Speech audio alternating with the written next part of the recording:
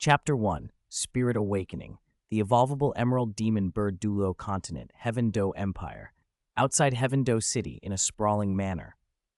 What, Dad? What are you saying?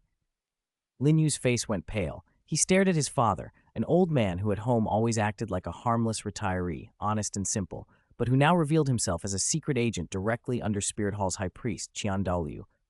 Lin Zhan, Lin Yu's father, was a marquess of the Heaven Do Empire, enfoffed in a small border city called Chengyang. His spirit was the forest slaughterer emerald demon bird, and with a cultivation level of 75, he was a formidable expert even among spirit saints. No one would have guessed that this newly minted noble was a hidden operative for Spirit Hall. Seeing his son's shock, Lin Zhan let out a faint smile. Yes, this is your old man's biggest secret. I should have waited until you came of age to tell you, but things changed. The high priest activated me yesterday, after 30 years in hiding. A complicated expression flickered across the 6-year-old Lin Yu's face.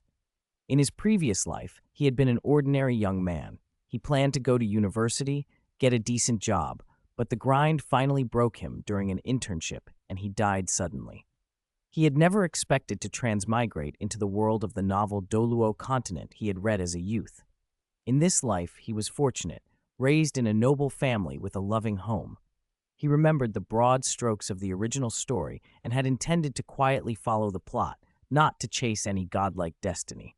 He never expected his family background to be so entangled. Both his parents were Spirit Hall agents.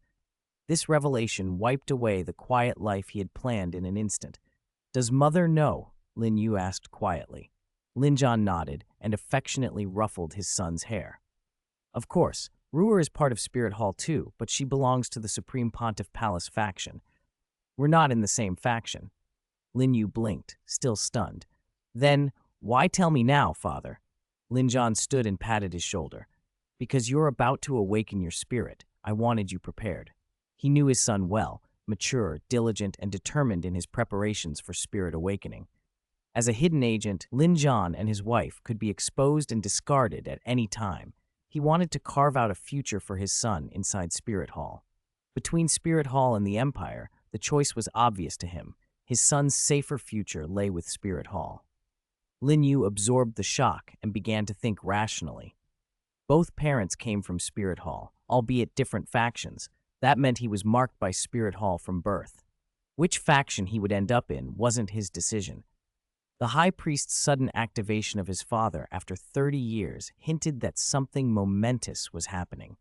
Given what he knew of people in Heaven Do City and the rumored death of the former Supreme Pontiff Qian Renxue a year prior, Lin Yu had a vague idea of what might be unfolding.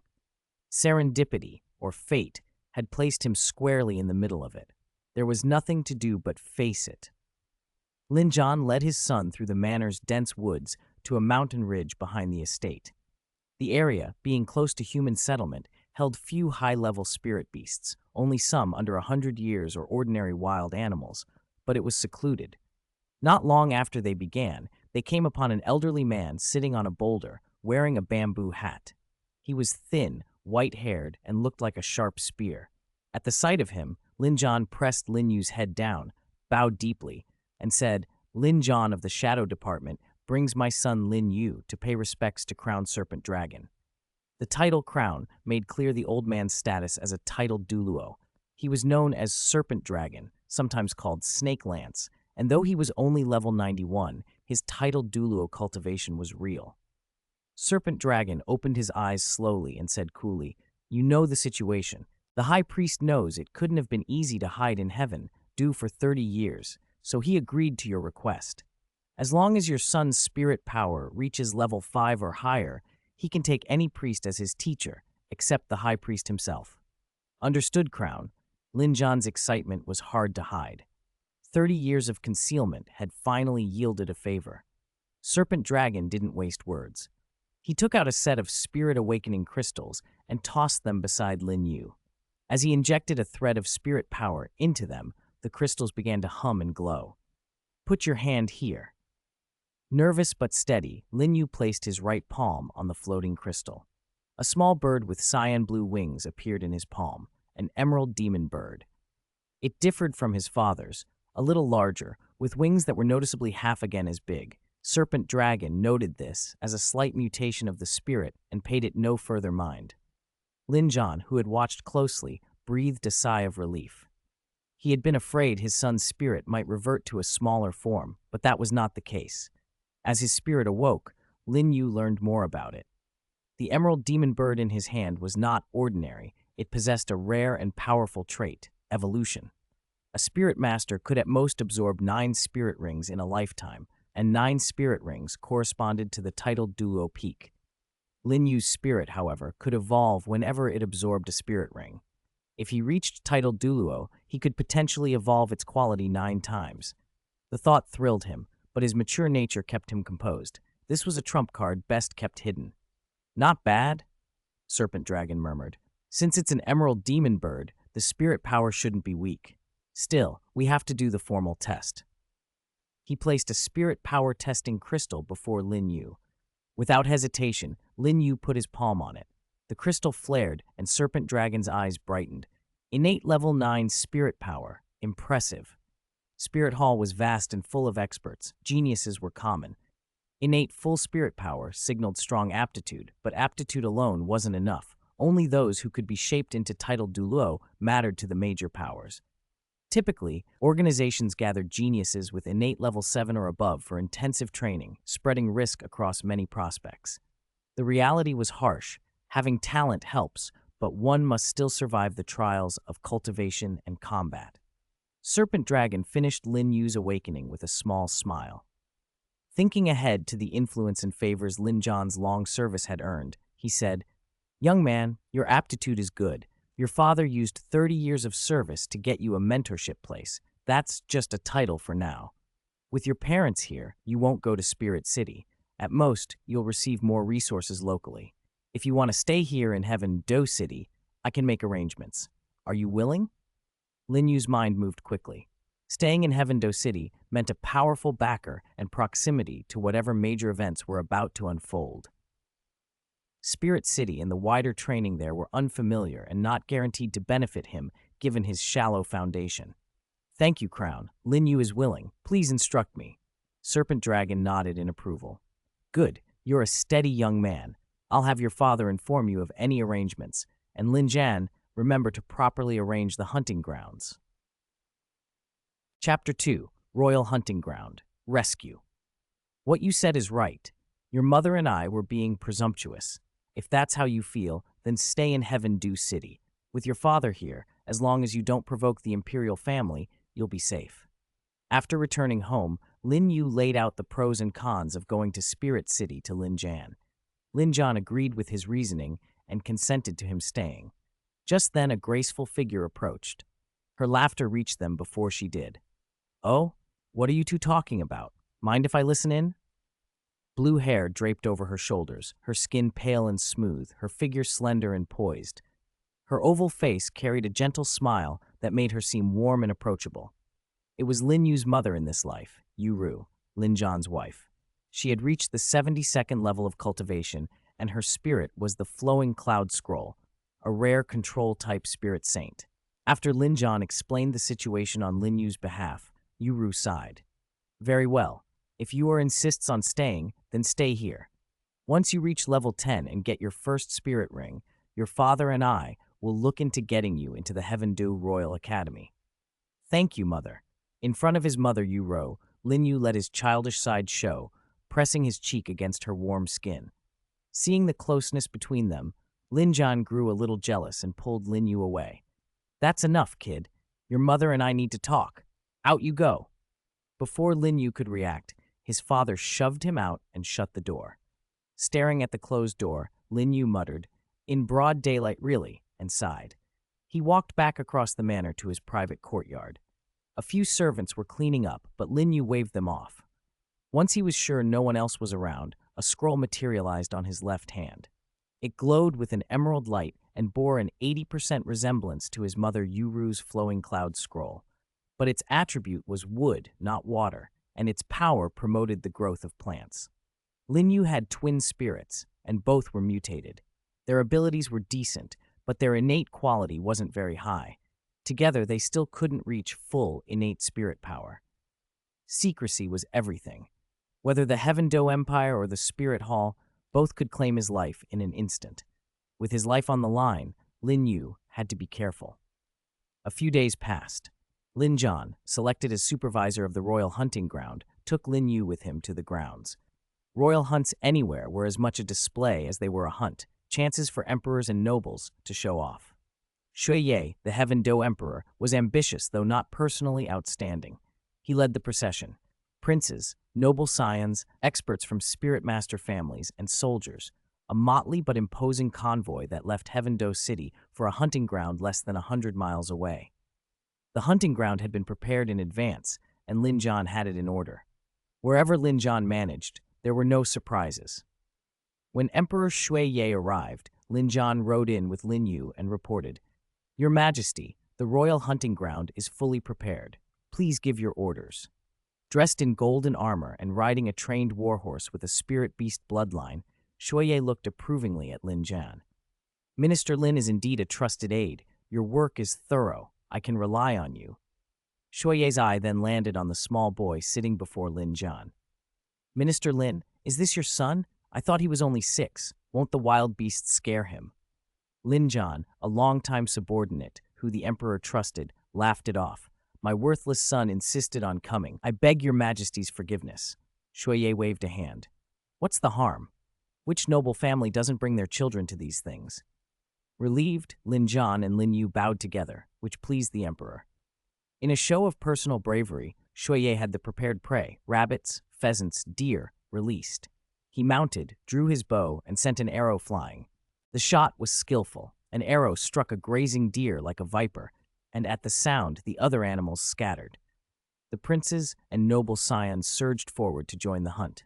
Lin Yu sat calmly on his father's horse, eyes drifting across the scene.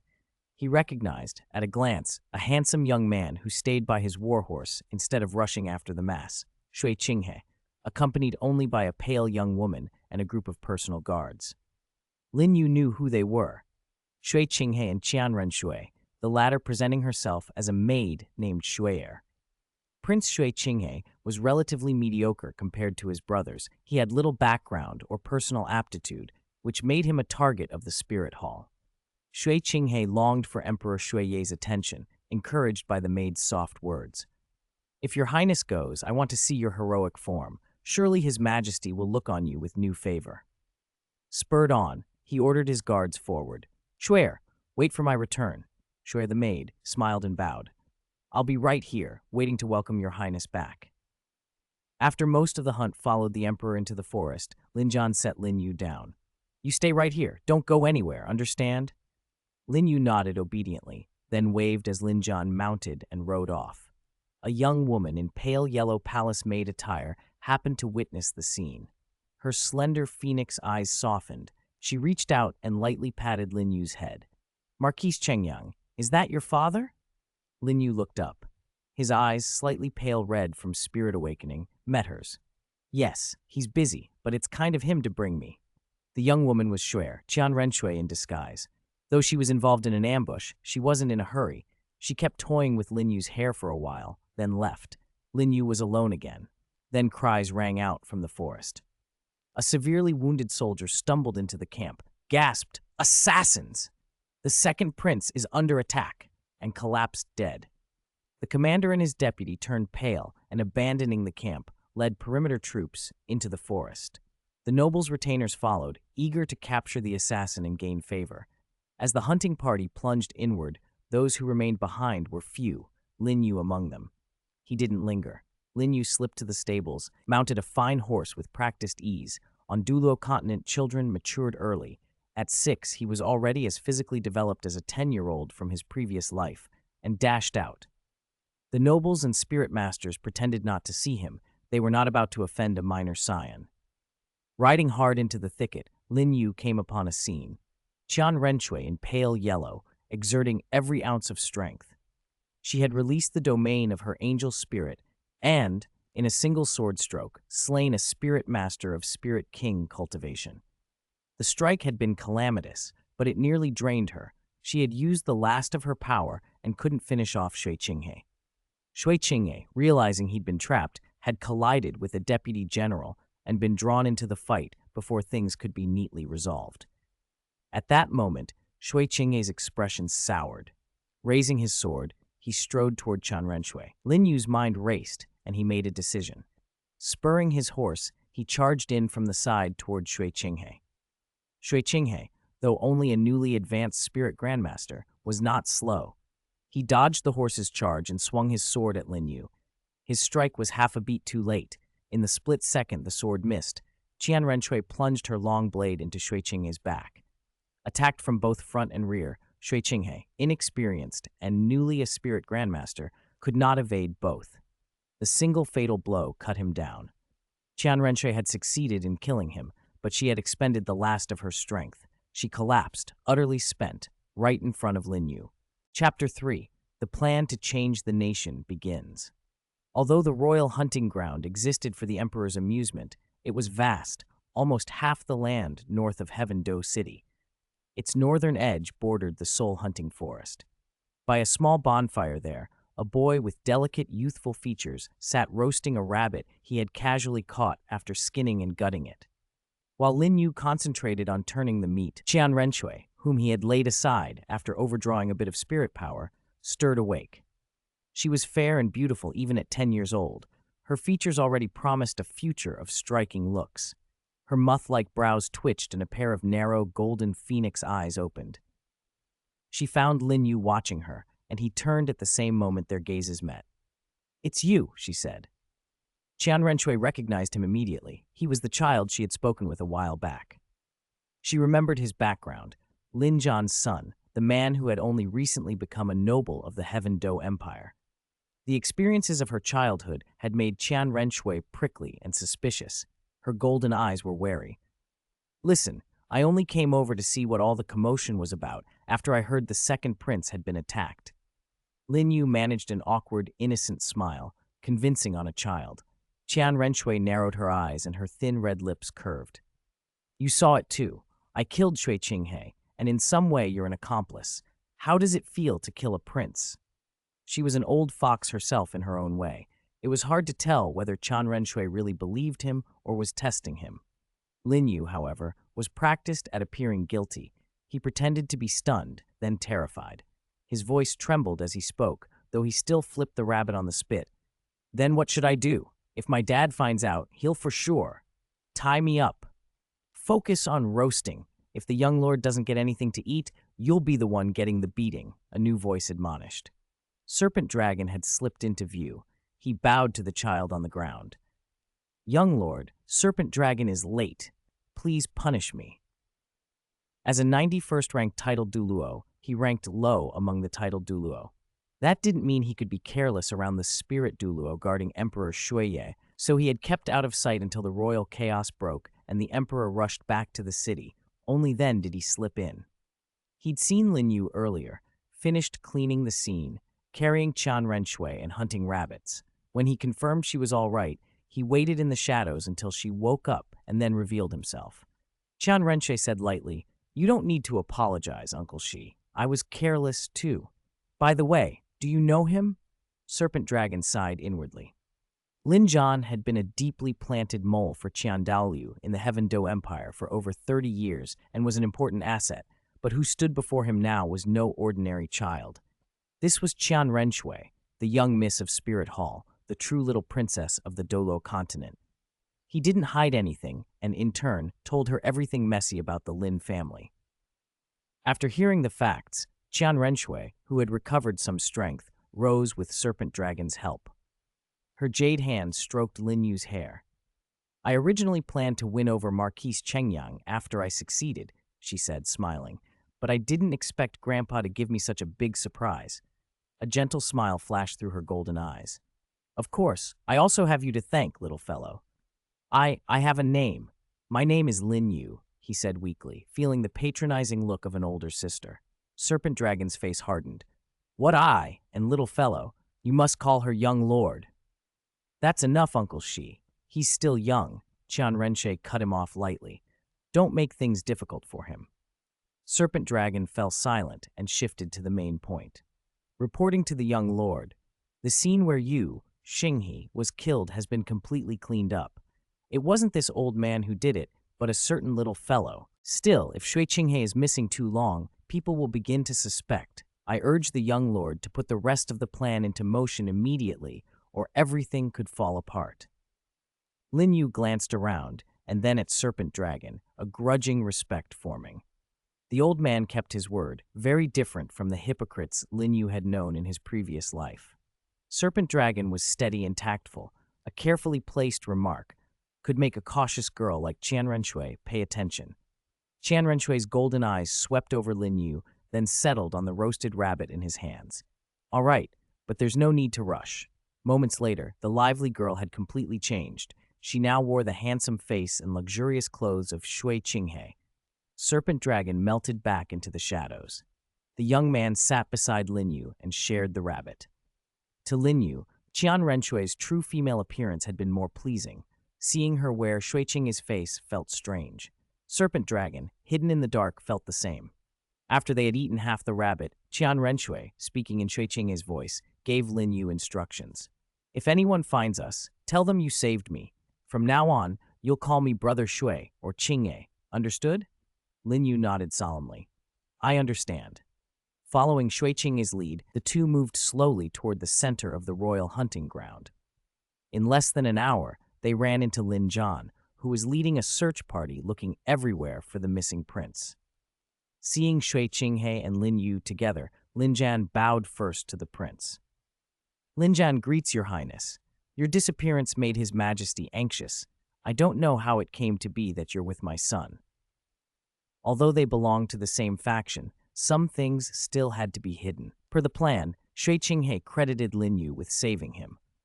Lin Zhan said no more and immediately took Shui Qinghe and Lin Yu back to the Heaven-Do Imperial Palace. Chapter 4. Ning Fengji's doubt breaks through to rank 10. In the Heaven-Do Imperial Palace, besides a number of court officials, 3 of the 4 princes were present, including Shui Qinghe. The youngest prince, Shui Beng, was only 4 years old. There was no way he could appear in the imperial court. Also attending were the father and son, Lin Zhan and Lin Yu. In the court, Shui Qinghe related the prearranged account in careful detail. Emperor Shuiye, seated on the throne, listened in silence, opening his eyes only after Shui Qinghe finished. Unlike how he would be more than a decade later, when poisoning would leave him frail and suffering, Shuiye was now in the height of his vigor. His sharp gaze rested on Lin Zhan and Lin Yu, and he smiled. I never expected that Marquis Chengyang saved my life back then, and now the son of Marquis Chengyang has saved the life of my son. It was true. Lin Zhan had saved Shuiye's life. The plan had been arranged in part by someone deep within the spirit hall, but Lin Zhan had carried it out. Otherwise, even with the spirit hall's secret backing, it would have been impossible for him to rise to the rank of Marquis. The Heaven-Do Empire had long traditions and rigid class barriers. Lin Zhan himself possessed only the Emerald Demon Bird, a top-tier beast spirit that had mutated from an otherwise unremarkable sparrow spirit. And though his talent was decent, he had overcome great odds to ascend socially. Hearing the emperor's slightly emotional words, Lin Zhan immediately demurred. Your Majesty, how can you say that? Protecting your Majesty is my duty as a subject. There's no question of favor or repayment. My son saving the second prince is the same. He was merely doing his duty. Those present glanced at Lin Zhan with new respect. Before, many had assumed his promotion came only from fortunate timing. Now they saw there was reason behind his rise. Lin Zhan, normally blunt and plain-speaking in military life, had answered with a simple, earnest loyalty that pleased Shuiye. The emperor gently chided him. Lin Zhan, what modest talk is that? No matter what, you saved my life. That's a kindness. Your son saved my prince. That's a contribution to the empire. Of course, I must reward him. Instantly, officials around the court envied Lin Yu. To be singled out and rewarded by the emperor himself was the pinnacle of imperial favor. When Shuiye had learned that Lin Yu's innate spirit power had reached rank 9, he had already decided on a substantial reward. A short time later, palace maids brought forward the emperor's gifts on trays. There were only 3 items, but each was a treasure from the imperial treasury. The first was a wrist guard of green-blue metal inlaid with a blue gem the size of a pigeon's egg. Anyone with insight would recognize it as an invaluable storage spirit tool. The second was a dagger, deep blue and engraved with the two characters Lu Gao. The final item was a small jade box, concealed inside the wrist guard's storage compartment, known only to Lin Yu. Although Xie did not particularly favor Shui Qinghe, the prince still represented the dignity of the Heaven Do Empire. After the court official business concluded and Lin Jian's family had departed, Xueye's actions made ripples through Heaven Do City, which was already brimming with hidden currents. Everything that occurred in the capital was closely watched by those with vested interests. A little over 100 miles from the city stood the Seven Treasure Glazed Tile School, the world's foremost support sect. Unlike the modest Clear Sky sect, which had gone into seclusion, the Seven Treasure School had built an entire city named after itself, Seven Treasure City. In its central district, among low mountain ranges, pavilions and towers were scattered with an air of restrained luxury. Men and women bearing the glazed tile pagoda emblem moved through the streets with easy conversation and laughter. At the summit of Seven Treasure Mountain, the sect's base, an elegant middle-aged man sat with two elders, drinking fine tea purchased from the Star Luo Empire. Ning Fengji lifted his cup and smiled. "Good tea. Uncle Gu, are you sure you won't take any?" The tall, gaunt Gurong was about to answer when the white-haired Chen Xin snorted. It would be wasted on him. "Fengji, I don't believe you dragged us up here just to taste tea." Chen Xin set his porcelain cup down and looked toward Heaven Do City. Ning Fengji, the sect master of the Seven Treasure Glazed Tile School, returned his attention to the capital. As Uncle Chen said, the attack at the imperial hunting grounds has drawn a lot of attention. The assassins made major moves but failed to kill their mark. Their plan was foiled by a child who had just awakened his spirit. Even the usually impassive sword duo Chen Xin showed a trace of incredulity at that. Ning Fengji smiled slightly. "You don't need to look so skeptical, Uncle Chen. It's true. What I don't understand is why the target was the consistently mediocre Shui Qinghe, rather than one of the other two gifted princes.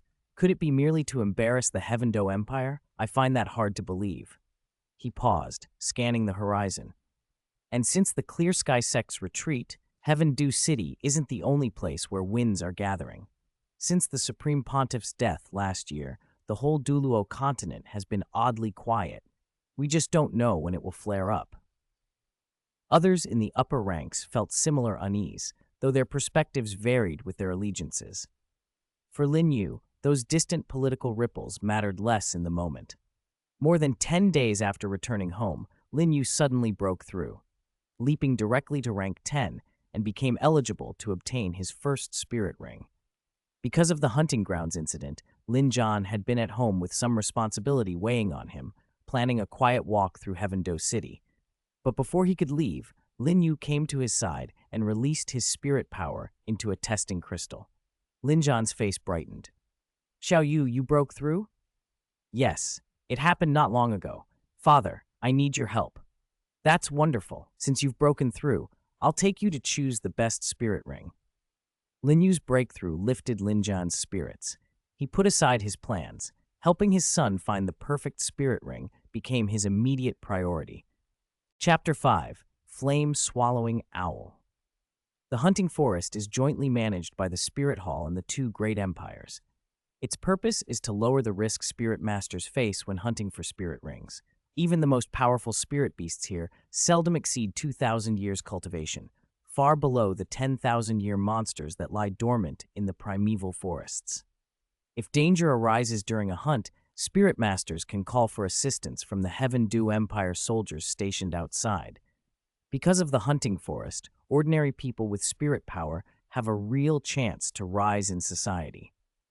Even a 10-year spirit ring, acquired by someone of modest means, can turn into a century-level first spirit ring for their descendants after decades of effort and higher cultivation. Social mobility on the Douluo Continent is hard and slow, but not deliberately blocked. Time changes everything, and no family can stay on top forever. Lin Yu didn't need to worry about that. He and his father flew straight to Hunter Town near the hunting forest. Seeking team members, Requirements: young female spirit master with a warrant. Pay negotiable at the tavern. Defensive spirit master on team. Maximum safety. Excellent pay for those with a warrant. Have warrant. Need support. The calls from the roadside reminded Lin Yu of nights spent raiding dungeons in online games. Their home lay just outside the town, only 50 miles from the forest, and Lin Jian could fly back and forth with Lin Yu in 15 minutes. Lin Jian didn't come to join a team or to buy anything. He wanted Lin Yu to see the real world of spirit masters. On the Douluo Continent, the profession commands respect, but below spirit ancestor, it's basically ordinary. Only at spirit ancestor do you gain real standing. An advanced spirit master academy might hire you as a teacher, for instance, and former students could one day repay you by guiding them. Lin Jian had once been a conformist himself. Meeting Qian Daoliu and joining the spirit hall had changed everything for him. He hoped his son would learn to think for himself. They hurried through Hunter Town to the gate of the hunting forest. A squad of steel-armored elite soldiers patrolled the entrance. Ordinary spirit elders rarely caused trouble here. Spirit masters below spirit saint have limited strength, and the soldiers' human wave tactics are effective. When the patrol saw Lin Jian and his son, instead of checking their tokens, they saluted in unison. "Greetings, General," Lin Jian smiled. "Didn't expect anyone to still remember me. We're here to hunt. Look, this is my warrant." He tossed the warrant to the patrol captain. The captain glanced at it, handed it back, and said, "Have a safe trip, General." The iron gate opened. Once they stepped inside, Lin Jian threw the warrant back to Lin Yu with a grin. "See? Your old man still impresses you?" Lin Yu didn't answer. His expression alone made Lin Jian itch to cuff him. He restrained himself, mindful of their location in the hunting forest. They walked with Lin Jian in front. "Yuer, have you decided what kind of spirit ring you want to attach to your spirit?" he asked. Lin Yu wasn't surprised his father asked. He'd always been opinionated, which pleased Lin Jian. People with their own ideas tend to surpass conformists. Lin Yu answered honestly, "I think the emerald demon bird is essentially an avian spirit beast. Among avians, the most noble bloodline is the phoenix, but phoenixes are far too rare. Even if I encountered one, I might not be able to absorb it. Phoenixes are super spirit beasts on par with the true dragon, but I can absorb spirit beasts that carry phoenix blood. That should promote the quality evolution of my emerald demon bird." He didn't mention his other spirit, not because he didn't trust his parents, but because he didn't want to be involved with that woman. She had long since lost her sanity, focused only on destruction, the Qian family, the spirit hall, even the Douluo Continent itself. She was, however, the first person to successfully cultivate twin spirits. If Lin Yu's parents learned he had twin spirits, they would insist he go to Spirit City, perhaps even become that woman's disciple. But that woman might refuse him. Her hunger for control was absolute, and she seldom let anything valuable slip to others. Lin Yu's awkward identity could make him a target for her sudden wrath. A gentleman does not stand beneath a crumbling wall. He wouldn't risk his life begging mercy. Lin Jian frowned when Lin Yu finished.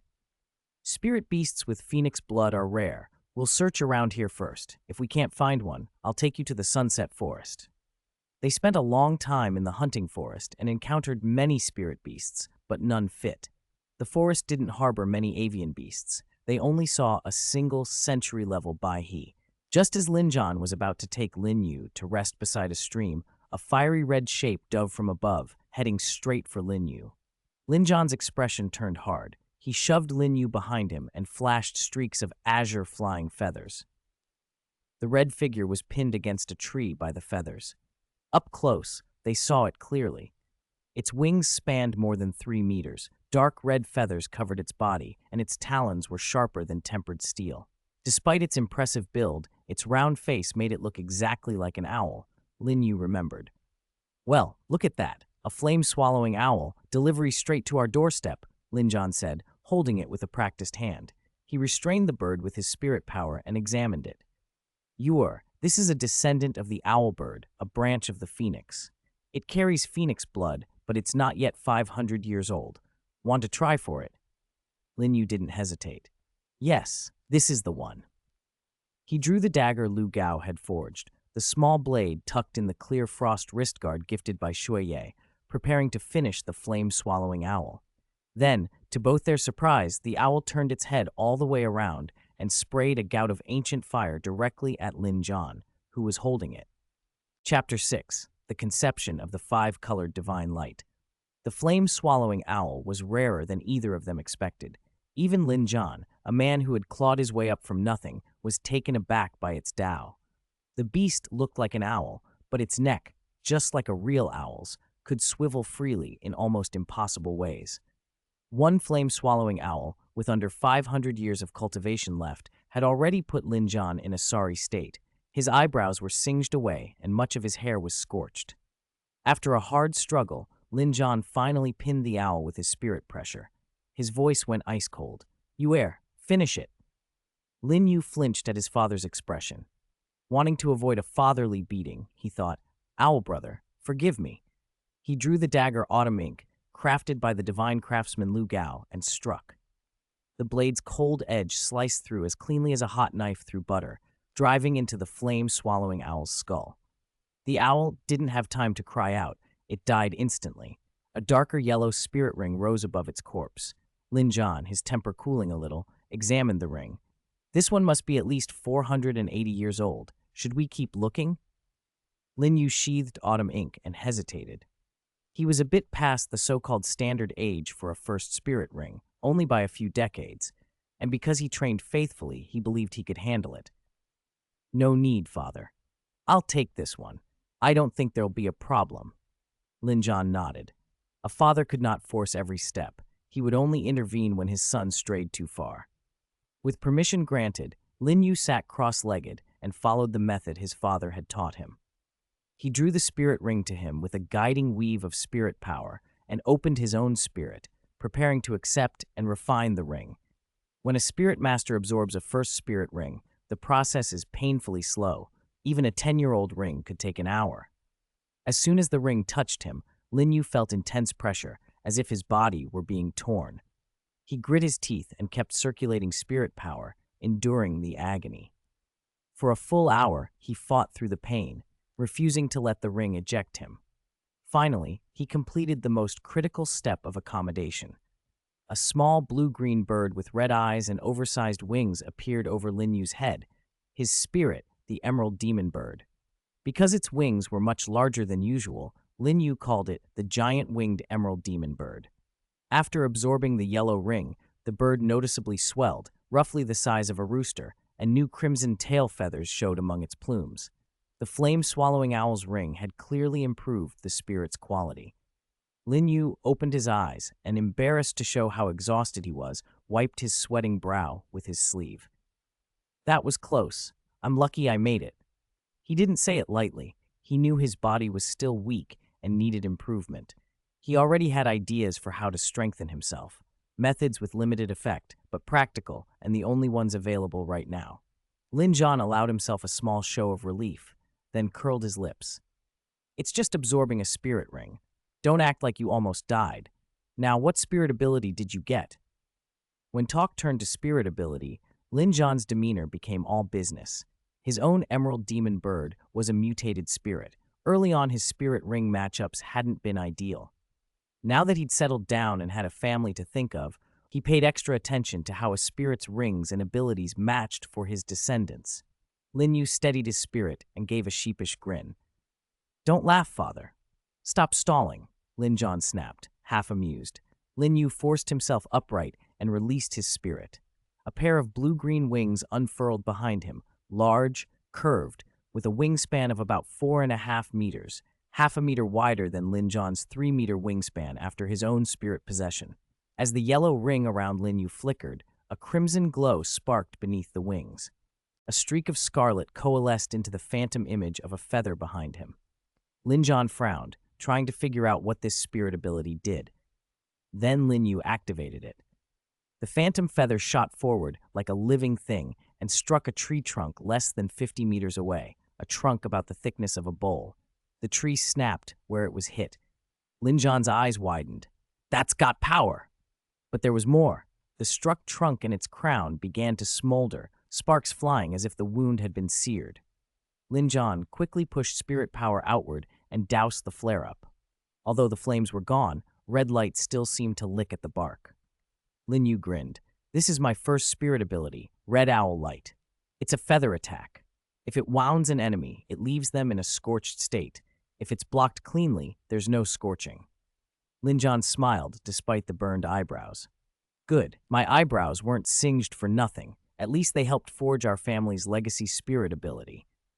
After the hunt, the father and son didn't linger in the forest.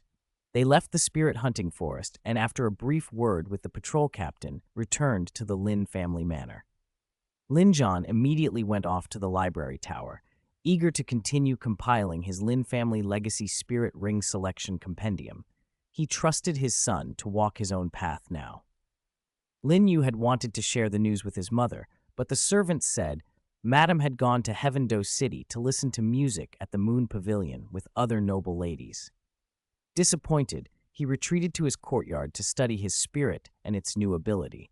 He could see the change in the spirit, its appearance, its power, but his own spirit power hadn't risen much. He was only about rank 12. He thought of Tang Chen, who had built up a lot of spirit power in 3 months by cultivating the mysterious heaven skill after awakening, and felt a pang of envy. More importantly, seeing his spirit's crimson tail feathers and the new ability reminded him of Kong Xuan's legendary 5-colored divine light, the nearly invincible technique from Investiture of the Gods. Lin Yu knew he couldn't hope to match Kong Xuan, nor could he unleash the true 5-colored divine light. But he could borrow the concept and adapt it.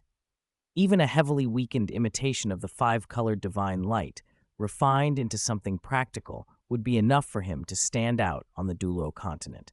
Chapter 7. Heaven-Do Royal Academy.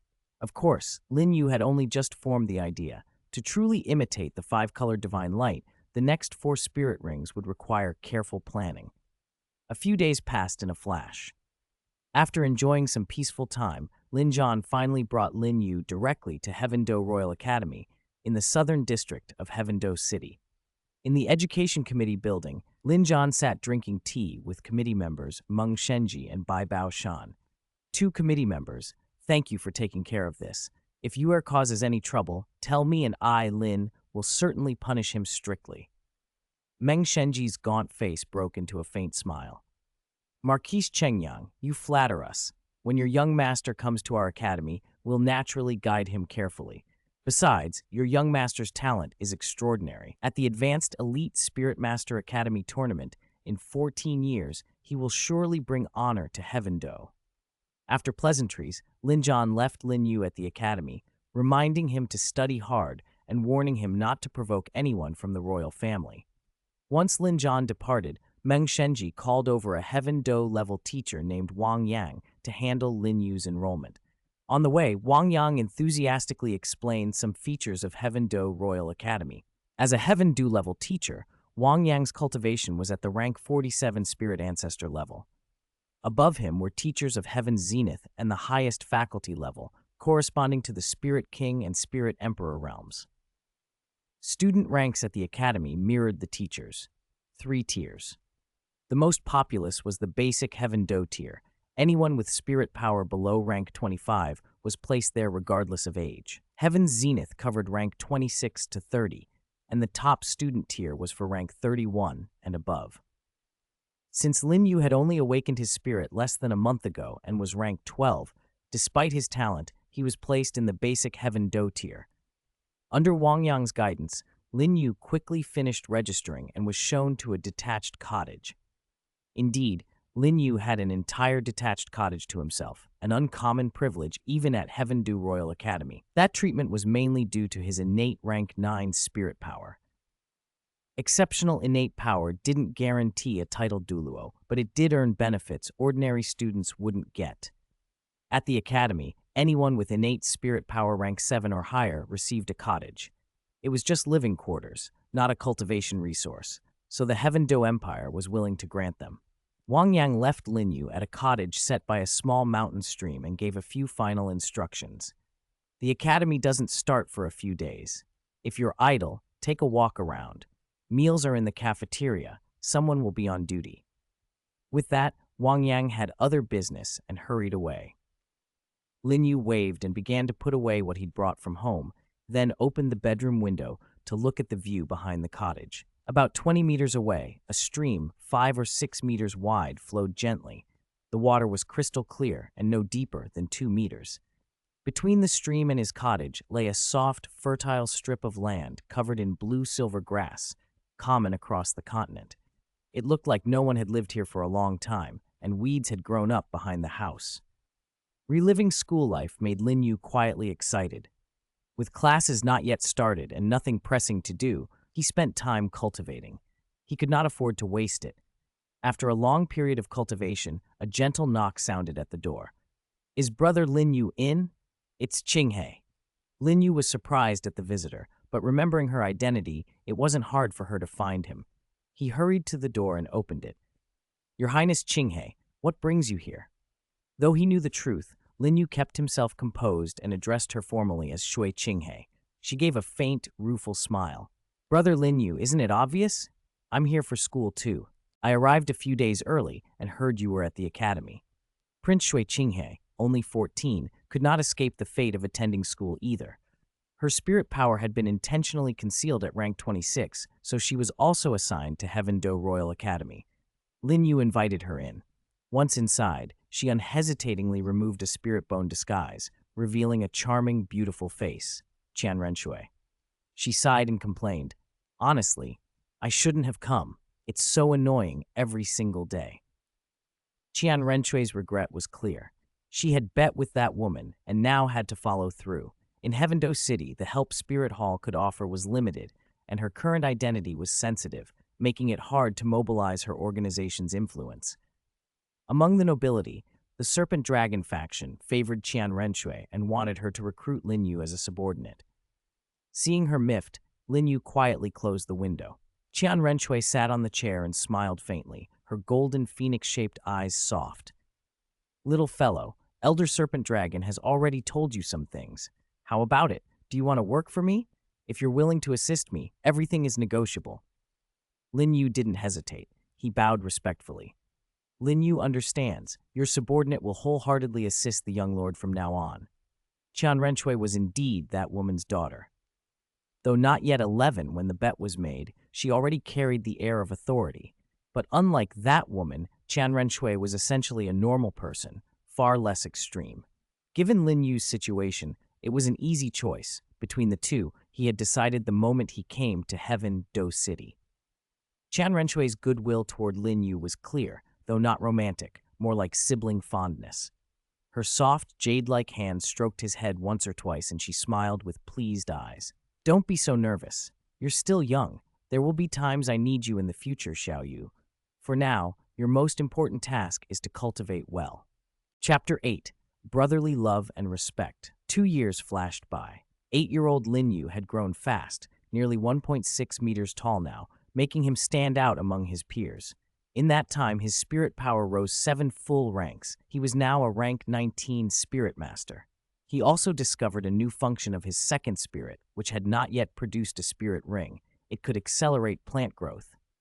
Ever since he first noticed that ability, every time he woke and looked through the window at the empty stretch of land between the stream and his house, choked with blue-silver grass, he felt restless. So Lin Yu spent his spare time clearing that plot, more than 500 square meters.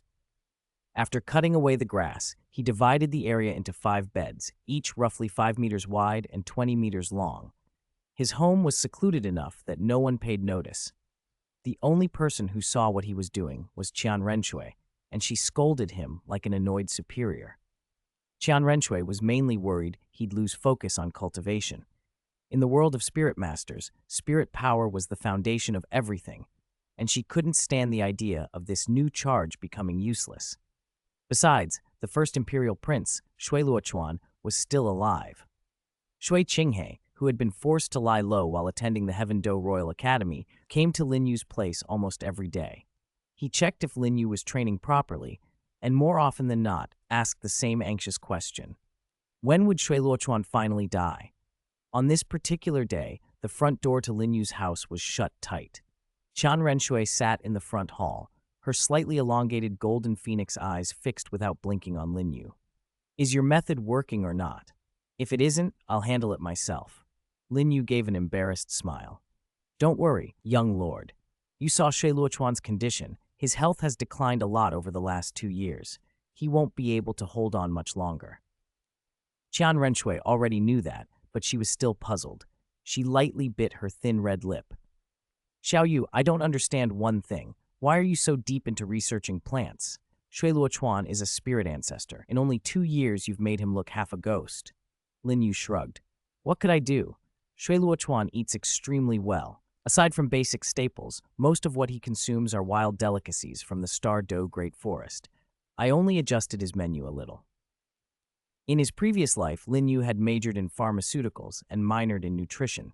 He'd studied food incompatibilities and, more importantly, dosage effects. He knew that domesticated foods rarely poison people, but wild plants and spirit beast meats from the Star Do Great Forest were different. They were more like medicinal ingredients than ordinary food. Medicine and food share origins, but medicinal ingredients operate on a completely different scale. If 2 such ingredients contradicted each other, the result could be catastrophic. When Qian Renxue told him what Shui Luochuan had been eating, Lin Yu studied the forest's plants and summarized some basic principles of mutual generation and restraint. He handed the findings to Qian Renxue and asked her to arrange a new diet for her good elder brother. At first, the new menu helped. Shui Luochuan's health improved. But after 2 or 3 months, his condition took a sudden, terrible turn. He convinced himself he had been poisoned and blamed the 3rd imperial prince, Shui Haikang. He didn't suspect Shui Qinghe. Qinghe had kept a low profile and rarely returned to the palace in the past 2 years, nor did he pay much attention to Shui Beng, who had only just completed his spirit awakening the day before. An imperial physician examined Shui Luochuan and reported that the symptoms were from physical deficiency and not toxins. The physician's face went white when Shui Luochuan demanded more specifics, but he stuck to his diagnosis. That earned him immediate execution. Once the man was dragged away, Shui Luochuan's gaze turned hard. Shui Haikang, he muttered, you're going to pay. And that useless Shui Qinghe, he must be dealt with. Shui Luochuan still felt some bond with Shui Beng, who was his brother by the same mother, so he spared murderous intent for him. But Shui Qinghe, lacking support and background, suddenly became disposable. In the court, accusations were often unnecessary. Imperial struggles rarely waited for proof. After a while, a determined look hardened Shui Luochuan's features. He planned to consult Master Ning of the 7 Treasure Glazed Tile School, hoping the schoolmaster wouldn't let him down. Meanwhile, Lin Yu had finished his academic inspection and left the Heaven Do Royal Academy with Shui Qinghe in Qinghe's private carriage. Lin Yu had formally requested leave from academic affairs to do so. Seeing him leave in person made Shui Qinghe curious. Lin Yu was a true homebody. If he could have stayed at the academy, he would never have gone out.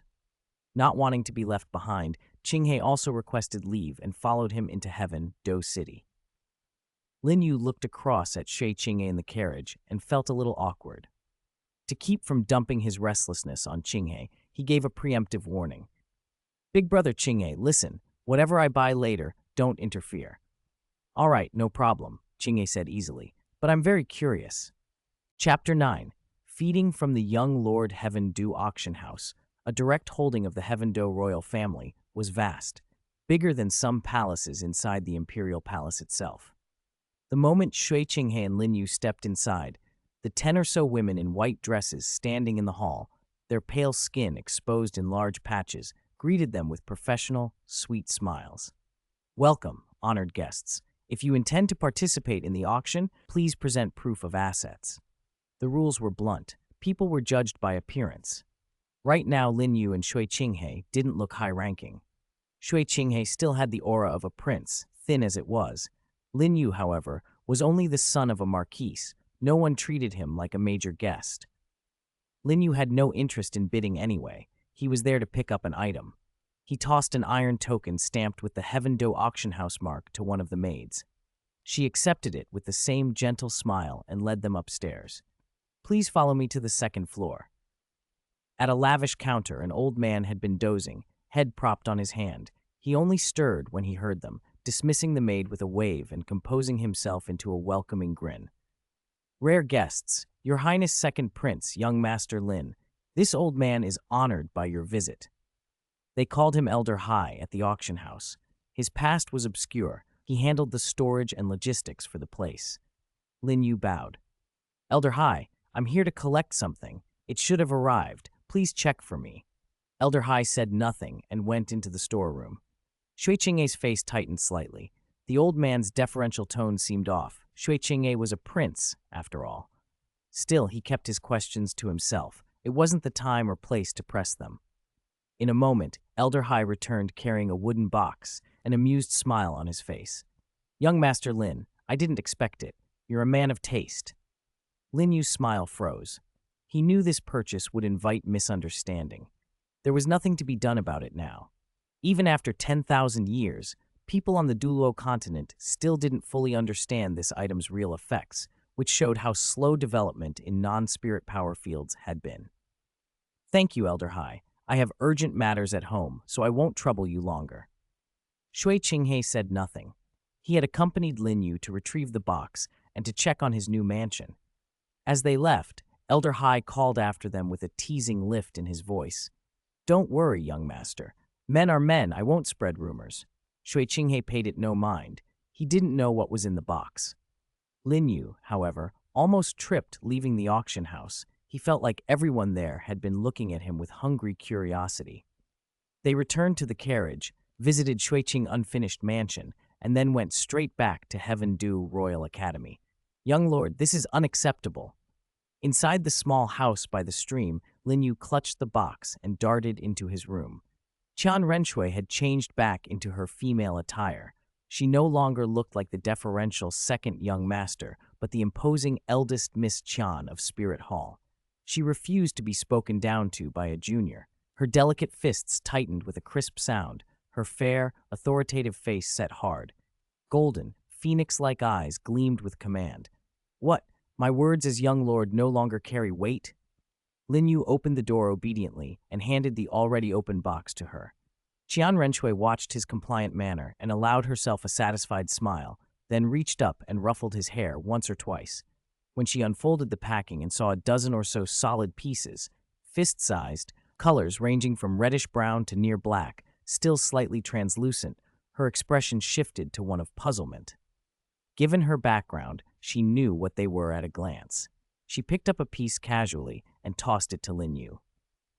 Xiao Yu, do you realize you're still young? You shouldn't even be touching these. And even if you could, how long do you expect to keep using this much whale gum? Besides, these are low grade. Her tone carried contempt, the kind wealth bred into the privileged could show. Lin Yu was speechless. There were higher quality pieces, but he couldn't afford them. If he didn't explain, he'd lose whatever standing he had with Qian Renxue. He swallowed and met her eyes. Actually, I found another use for whale gum. It nourishes the body, strengthens muscles, bones, meridians, basically increases the endurance limit of a spirit master's spirit ring. It raises the age threshold their body can support. But there's a prerequisite. It only works on spirit rings under 10,000 years. 10,000-year spirit beasts are mostly sentient. You can't just force them to accept longer endurance with physical means. Qian Renxue stared at him without blinking. Her beauty was sharp. That fixed look made Lin Yu nervous. How is it used? Do you just eat it?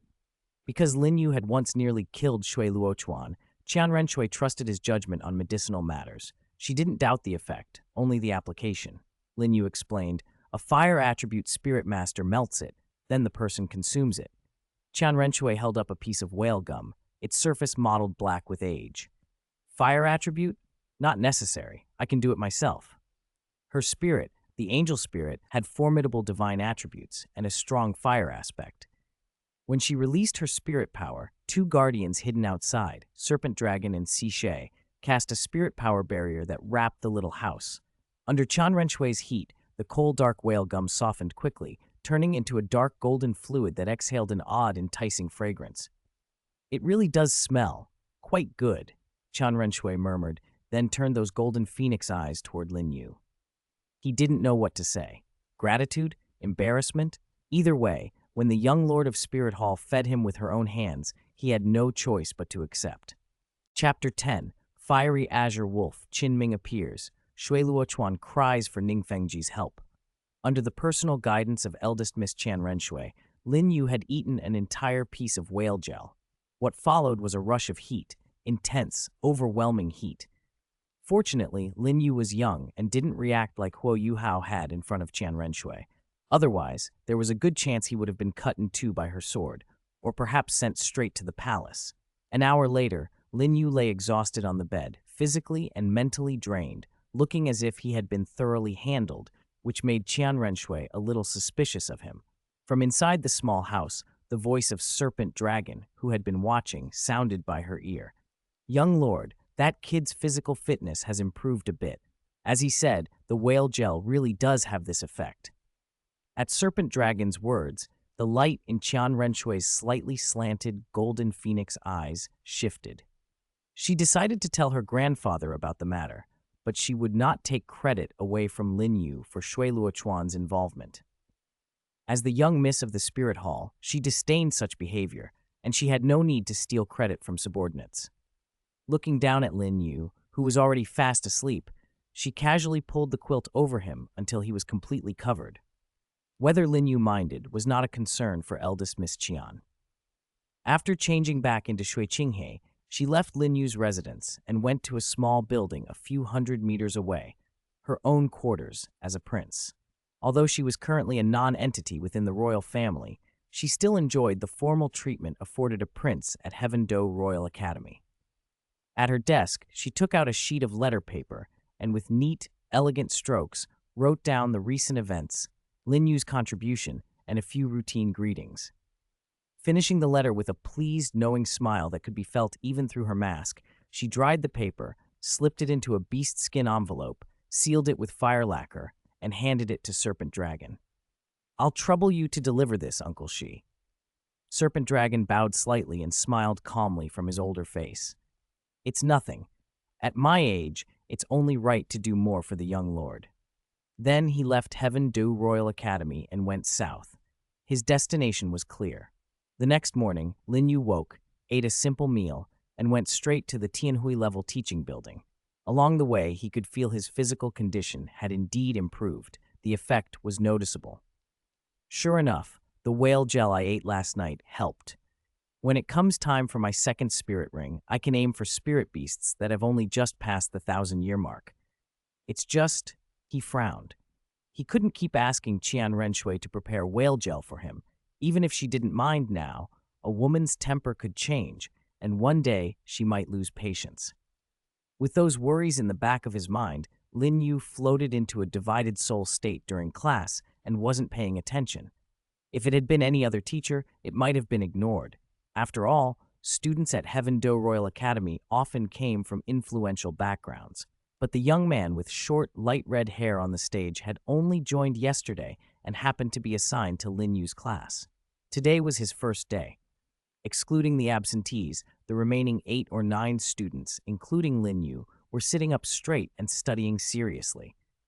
Lin Yu's moment of distraction was noticed. "That student, pay attention! Don't be divided-souled during class," the new teacher called out. Several pairs of eyes turned to Lin Yu. Flushing with embarrassment, he forced a smile. "Sorry, teacher, I'll pay attention." The light red-haired young man returned the smile. "It's all right. The fact that you can attend class already surpasses over 70% of students in this academy. I forgot to introduce myself. My name is Qin Ming. I'm 21. My spirit is the fiery azure wolf, and I'm a level 45 attack-type spirit ancestor." The other students were amazed at Qin Ming's strength and talent, but Lin Yu's reaction was different. He nearly forgot that Heaven Do Royal Academy had recruited such a top student from Shrek Academy. Shrek Academy's overall standing wasn't high in the broader world, yet Qin Ming was undoubtedly an exceptional talent, clearly valued by the Education Committee and even the Heaven Do Royal family. Lin Yu hadn't expected Qin Ming to arrive so early. He must have only recently graduated from Shrek. Lin Yu made a mental note to try to recruit Qin Ming in time, but there was no need to rush. While Lin Yu considered this, Shui Luochuan, the first prince of the Heaven Do Empire, recently humiliated by him, had arrived at Seven Treasure City, the base of the Seven Treasure Glazed Tile School, 100 miles from Heavendew City. Despite the influence of his maternal clan, Shui Luochuan kept a low profile as he entered the school. Led by an attendant, he reached a side hall where Ning Fengji, handsome and refined and holding a jewel-studded staff, arrived just then with the silent, white-haired sword Douluo Continent at his side. Luochuan greets Uncle Ning and begs for your help. As soon as he saw Ning Fengji, Shui Luochuan shed all princely reserve and threw himself on the man's mercy. Ning Fengji, outwardly genteel but inwardly a crafty old fox, helped the trembling prince to his feet. Your Highness Luochuan, speak freely. Anything Fengji can do, I will try my best. Shui Luochuan burst into fresh tears and between sobs accused Shui Haikang of merciless behavior. Ning Fengji listened, inwardly surprised. Emperor Shuiye was still in his prime, so were the princes already fighting for power? Shui Luochuan's bedraggled, desperate state made his story believable, and Ning Fengji felt compelled to intervene in the matter of the crown prince. Still, Shui Luochuan's ruthlessness and cold-bloodedness gave Ning Fengji pause. He would help, but he was cautious about becoming too entangled. Chapter 11. Killing with a Borrowed Knife. Here yours. Qian Renxue, her golden hair falling to her waist and her skin as fair as new snow, had grown into a graceful young woman. Casually, she handed Lin Yu a softened sliver of whale gelatin. Unlike the cheap pieces Lin Yu could afford, Qian Renxue, wealthy and indulgent, had been buying up the best whale gelatin on the market, leaving many pleasure-seeking nobles empty-handed. The piece she offered him was pure dark gold, a top-grade shard at least 10,000 years old. Lin Yu hadn't expected his young lord to be so generous. She had been melting a chunk of whale gelatin for him every few days, just the right interval for his body to absorb its effects. Of course, Qian Renxue hadn't been collecting it for him alone. She herself had been consuming it too. She had been holding back a level 40 breakthrough for half a year, and the whale gelatin helped. Because she was a young woman and worried about losing composure in public when taking the elixir, she paired it with cold attributed medicine to suppress its unpleasant side effects. After swallowing the gelatin, a faint, enticing flush would bloom across her porcelain face. The taste wasn't pleasant, but Lin Yu swallowed the last bite in large gulps, feeling the subtle shifts in his body. He opened his eyes. That's enough. The whale gelatin's effects are limited. I don't feel any more improvement in my constitution lately. Qian Renxue, who had also taken the gelatin with some difficulty, frowned slightly and nodded. Same here. Next, I'll apply to go to the Sunset Forest for spirit beast hunting under the pretense of breaking through to Spirit Elder. But if I reveal my identity as Shuiye's child, the Heavendeau royal family will attach themselves to the expedition. Then everything will be troublesome. Her slender, phoenix-like golden eyes glanced at Lin Yu. You're about to reach level 20, right? Lin Yu understood immediately what she was suggesting. Yes, I had a breakthrough this morning. You mean you want to go to the Sunset Forest with me? Exactly. Marquise Chengyang is currently seen as one of Shuiye's confidants. I don't think my transparent son identity requesting to join a spirit hunt will meet much resistance, will it? Lin Jan, Lin Yu's father, the Marquise, was not someone ordinary. He had been quietly embedded in the heart of the Heavendeau Empire by Qian Douluo for over 30 years. He was a man with depths Lin Yu didn't usually see. It should be fine, Lin Yu said. Even if my father leads the team, Shuiye will still assign a few trusted attendants to follow. Their cultivations won't be high. They'll be symbolic escorts. The royal family's internal power plays were treacherous and endless, and thinking about them gave Lin Yu a headache. Recently, Shui Luochuan, the first prince whom Lin Yu had once tormented, and Shui Haikang, the third prince, had both hatched schemes again. Shui Luochuan had visited the Seven Treasure Glazed Tile School, and on that same day Shui Haikang had fallen from his horse and broken a leg. The injury drove a wedge between the two princes. Lin Yu was pleased to see them turn on each other, but worried they might first collude to eliminate Shui Qing, the leisurely watcher, before fighting among themselves. After a long silence, Lin Yu nodded. Perfect. This way they can die with plausible justification. After all, your elder and younger brothers want your life most of all. Qian Renxue understood immediately. She pursed her soft, rosy lips. A faint smile curved at the corners of her golden eyes. It's like being handed a pillow when you're half asleep. This time counts as killing with a borrowed knife. Even if Shui Ye's men perish, it won't fall back on us. The only downside is that once I publicly become a spirit elder, I'll have to leave Heaven Do Royal Academy. Honestly, I'm reluctant to part with you, little Yuer. Her slender, jade-like hand pinched Lin Yu's cheek lightly, and she flashed a playful smile. Old Li had been right. Even a single rank above could crush a man. This young lord was many levels higher than he was. It stung, but he said nothing. After teasing him a while longer, Qian Renxue released the only subordinate she'd managed to recruit. Using her spirit bone to take on the appearance of Shui Qinghe, she boarded a carriage as if she were a prince and rode straight to Heaven Do, imperial city. As expected, the vigorous Shui Ye paid little attention to Shui Qinghe, his supposed transparent child. When Shui Qinghe requested to join the Sunset Forest hunt alongside Lin Zhan, Shui Ye waved it off and assigned a handful of guards, just enough to claim the matter as close protection. Within half an hour, word of the expedition had reached the ears of the first prince Shui Luochuan and the third prince Shui Haikang. Both wanted the same thing, to send their half-brother away to the west and make sure he never came back. When they saw Lin Zhan's name attached to the trip, they hesitated, but in the end, they unleashed all the hidden cards at their disposal. They would not worry about their own safety when sending these covert agents. Inside Heaven Do City, they dared not act outright. They were still sons, dependent on Shui Ye's favor, and risking patricide would mean losing everything. So their restraint held only within the city walls. Once the party left, there would be no limits. Early the next morning, Lin Yu returned home. He bumped into Lin Zhan, buried in books and immersed in research. Seeing Lin Yu appear, Lin Zhan assumed he'd skipped class and immediately snatched up a text, ready to put on a stern paternal mask. "Stop." Lin Yu halted him and calmly said, "I've reached level 20. At the news, Lin Zhan didn't wait for more reaction. He plucked Lin Yu's sleeve, checked him with a practiced gesture, and a warm, proud smile softened his usually staid features. He patted non-existent dust from Lin Yu's shoulders. "Oh, little Yu, your father was only teasing you a moment ago, testing your reflexes. But truly, I didn't expect you'd be so extraordinary. A 2-ring breakthrough at barely 8 years old, your father is ashamed at falling short. If one didn't know him from birth, one might have thought Lin Zhan was merely putting on a show." After asking his fickle father to seal off the surroundings, Lin Yu explained the plan.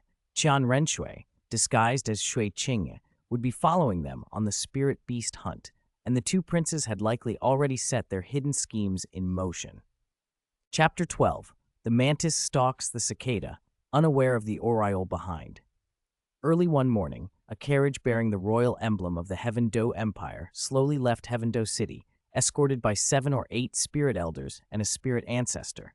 After a short ride, it reached the Lin family manor.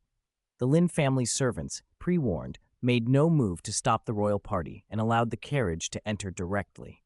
Lin Zhan had brought his son, Lin Yu, to welcome the royal guests, Prince Shui Qinghe and Qian Renxue, the young lord of the Spirit Hall. After a round of polite formalities, Lin Zhan ordered attendants to look after the royal carriage, then set out with Lin Yu, Qian Renxue, Prince Shui Qinghe, and the royal guards toward the Sunset Forest to the west of the capital. The Sunset Forest rarely held spirit beasts older than 50,000 years, and there were no 100,000-year-old beasts, but it remained one of the Heaven Do empires and the Douluo Continent's major spirit beast hunting grounds. Its wealth of species and density of beasts ranked it just behind the greatest forests. More than 2 hours later, the group reached an entrance to the Sunset Forest northwest of Heaven Do City.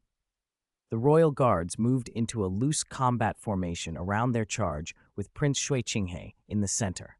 Lin Yu walked just behind his father. They were about to enter the forest when a cold flash split the air. Dozens of icy arrows shot out, aimed straight at Lin Zhan and his party. The attack came so suddenly that 5 of the guards closest to the prince were pierced before they could react. As a spirit saint, Lin Zhan reacted instantly. He caught the arrows intended for himself and Lin Yu. With a slight exertion of spirit power, he converted the projectiles into a faint yellow energy that dissipated. Haha, as expected of Marquise Chengyang, impressive reflexes. But facing the divine arrow duo, you're nothing. A burst of mocking laughter announced the attackers. Two thin, tall figures stepped into view, each holding a pale yellow longbow carved with a hawk-like spirit beast. Ying Yu, so it's you two, Lin Yu said, his expression hardening. The Ying brothers were renowned spirit masters of the Heaven Do Empire, both level 72 spirit saints. He'd heard of their reputation, but had never expected them to be sent after him. Whoever had the resources to hire them was not to be underestimated. Ying Zuo sneered and pointed at Prince Shui Qinghe. Lin Yu, before you die, I'll make you understand. You're here because of this second prince. If not for him, we'd never bother.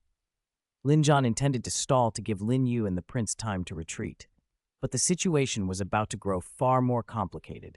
A thunderous tiger roar shook the air, and a burly, scarred man strode forward with a cold, imposing presence.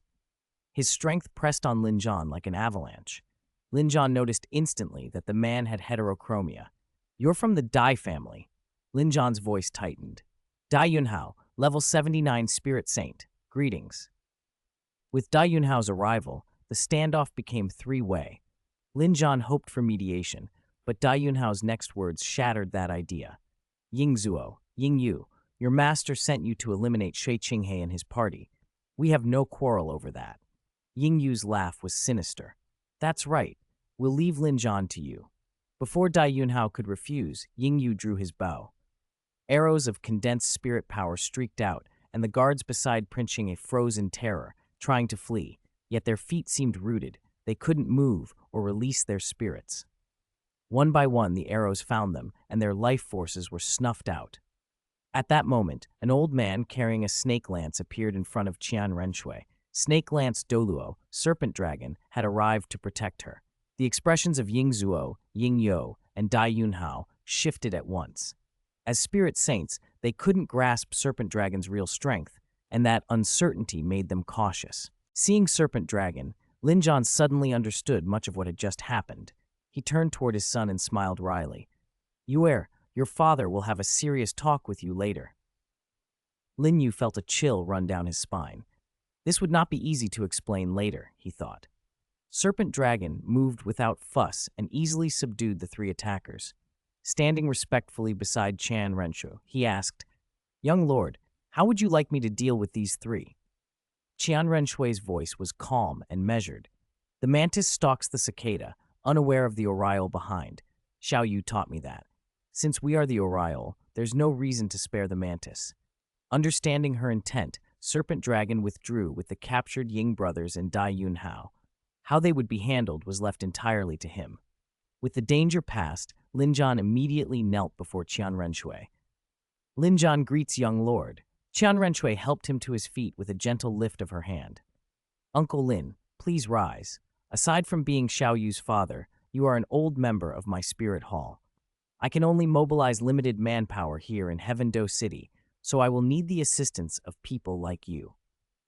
Though she spoke kindly, Qian Renshue's tone retained the aloof authority of the young lord of the spirit hall. Lin Yu, seasoned by years of service, knew his place. A few gracious words would not make him lose himself. After a brief exchange of pleasantries, Lin Yu led Lin Yu and Prince Shui Qinghe into the Sunset Forest. Once they returned to Heaven Do after this trip, it would be time to arrange the deaths of Princes Shui Luochuan and Shui Haikang. If they failed to act, the disappearance of three spirit saints would inevitably draw the attention of Shui Luochuan, Shui Haikang, and even Emperor Shui Ye, and the trail would lead straight to the obscure and inconspicuous Prince Shui Qinghe. Emperor Shui Ye could not be dealt with yet, but the two princes could be handled, and that was the immediate objective. Chapter 13. Green jade lovebirds sparse spirit beasts over a wide area, and countless poisonous insects, ants, and snakes. That was the signature of Sunset Forest. In the southern reaches lay a volcanic zone, home mainly to fire attribute spirit beasts and a few light attribute ones. That was where Lin Yu and his group were headed. Both Lin Yu and Qian Renxue had hit a bottleneck in their cultivation, but because of her rank, Qian Renxue, the young lord, was given priority. Although she insisted she didn't mind, Lin Zhan still led the team toward the volcanic region. After half a day under Lin Zhan's guidance, they could finally make out the volcano in the distance. But seeing a mountain didn't mean they were there. It would take at least another hour or two to reach its base. As dusk fell, Lin Zhan found a sparsely wooded hollow, and after cutting down a few small trees, he and Lin Yu set up camp. Qian Renxue had wanted to help, but Lin Zhan politely but firmly turned her away. If she actually did manual labor, he thought, Serpent Dragon, who watched over them, might very well reprimand him. Qian Renxue sat watching Lin Zhan and his son busy themselves, her golden phoenix eyes lingering on Lin Yu's deft movements. Her grandfather, High Priest Douluo, had been strict with her growing up, prioritizing spirit power cultivation above all else. Anything unrelated to cultivation or study had always been forbidden. Serpent Dragon and Shui, who had been guarding her, saw this and immediately set aside their titled Douluo heirs to help the Lins. Before long, the four of them had finished the basic preparations. One returned, carrying two 200-year-old soft-bones rabbits, the other a string of white fish, tied with grass rope and weighing 3 to 4 caddies. They looked to be spirit beasts as well. "Seniors, leave these to me," Lin Yu said. Serpent Dragon, who knew of Lin Yu's cooking skills, handed the rabbit and fish to him without hesitation. "I'll process them first and then give them to you," he said. Shay made no comment but followed to help. Together, the two titled Douluo quickly and efficiently prepared the meat, while Lin Zhan used the chopped wood to start a bonfire. Normally, it was risky to light a fire in the forest at night, but the spirit beasts in Sunset Forest were weak, and they had two titled Douluo with them, so they didn't worry. When the group had finished, Qian Renxue, who had been disguised as Shui Qinghe, used a specialized spirit bone to remove the disguise and unconsciously sat beside Lin Yu. Lin Yu produced pots, bowls, ladles, and other utensils from his storage spirit tool, which made Lin Zhan inwardly mortified. Such a precious tool, being used to hold kitchenware, felt like a failure as a father. Lin Yu skewered the skinned soft bones rabbit on 2 wooden spits and began to roast it over the flames while marinating the white fish. After less than an hour, the rabbit had turned a golden brown and crisped after he brushed a layer of honey over it. Qian Renxue's slender golden eyes fixed on the roast. She reached out and tugged Lin Yu's sleeve. He tapped the surface a few times with the tip of his autumn ink dagger. "It's ready." He sliced off the 2 plump hind legs and handed them to her, giving the rest to Serpent Dragon and Shui. Lin Zhan felt a swell of pride. His son had been mature since childhood and saved him many worries. The fish were done as well. Lin Yu handed the first to Qian Renxue and distributed the rest, 1 apiece. The white fish tasted tender and slightly chewy, a delicate sweetness balanced by a faint saltiness. The ingredients on Douluo Continent were far better than those in his past life, and Lin Yu's mind drifted briefly to memories of working part-time in restaurants. A mournful bird cry cut through the night and drew everyone's attention. Even Serpent Dragon and Shui tensed and released the pressure of their titled Douluo cultivation. A dark shadow fell from the sky. When it landed a little way off, they saw a striking bird with a dark green crest, white and green plumage, and long tail feathers like a phoenix's. Its gem-like purple eyes, however, were filled with a profound despair. "Oh, a green jade lovebird." Qian Renxue identified it before anyone else could. Besides her, none of the others were particularly learned. Lin Zhan and the 2 Douluo were not experts in lore, and Lin Yu was no scholar, merely a capable pretender. The green jade lovebird had already come close and was crying incessantly. Qian Renxue, helpless, explained. "The green jade lovebird carries a strong Azure Luan bloodline and can wield some life attribute power. Its strength is considerable," she said. "They are monogamous, pairs for life. If one dies, the other seeks death and refuses to live alone. This one looks to have 1,000 years of cultivation and has claw wounds from a hawk-like bird. Its mate must have already perished." She glanced at Lin Yu. "You said you wanted a flying spirit beast with phoenix bloodline traits. This green jade lovebird would suit you well. Do you want to try?" Lin Yu was stunned. He had planned to search for a compatible spirit beast only after obtaining Qian Renxue's 4th spirit ring. He hadn't expected luck to find him first. Douluo Continent lacked a direct wood attribute, and the life attribute of the lovebird was close enough in nature to be compatible. The Azure Luan bloodline alone could push the second stage evolution of his spirit far further. "All right, thank you, young lord," he said. If Qian Renxue hadn't recognized the bird, Lin Yu thought, serpent dragon or shui might have killed it outright. The lovebird seemed to sense something. As Lin Yu approached it slowly, the bird closed its purple eyes as if silently accepting its fate. Lin Yu's autumn ink dagger flashed like a cool stream, and he sliced the lovebird's neck. The bird collapsed, life leaving it, and a pale purple spirit ring drifted up from its body. Chapter 14. Paired Luan moonlight flowed like water through sunset forest. Aside from the occasional roars of spirit beasts and the heavy breathing of sleepers, the woods were silent. In the southern part of the forest, the scattered campfires showed up like bright specks against the dark. Watching Lin Yu absorb a spirit ring, Lin Zhan couldn't hide a flash of envy. "This kid's luck is absurd. Why didn't I have luck like this back then? Tell me about it." "Exactly." While Lin Zhan admired his son's accidental discovery, that whale glue could boost physical fitness and raise the limit for absorbing spirit rings under 10,000 years, his bodyguard Serpent Dragon and Sishe, who had only just passed the titled Dulo threshold by relying on treasures, nodded in agreement. Qian Renxue paid no mind to the two guards at her side. While watching over Lin Yu, she quietly cut off the hind leg of the second roasted soft bones rabbit and stored it in her spirit tool. Then she picked up the other rabbit leg she had been snacking on and resumed gnawing. The meat was firm and chewy, the skin golden and crisp, and the aroma of cumin and perilla filled the air. Qian Renxue closed her eyes in obvious satisfaction. The presence of those spices was all thanks to Lin Yu. After clearing a patch of land near the stream by the house he had at the Royal Academy, he hadn't been sure what to plant. When he and Qian Renxue visited the Imperial Palace, he discovered cumin and perilla growing in the Imperial Garden. Wanting better food, Lin Yu had for the first time begged Qian Renxue to smuggle some seeds out of the palace when they ripened.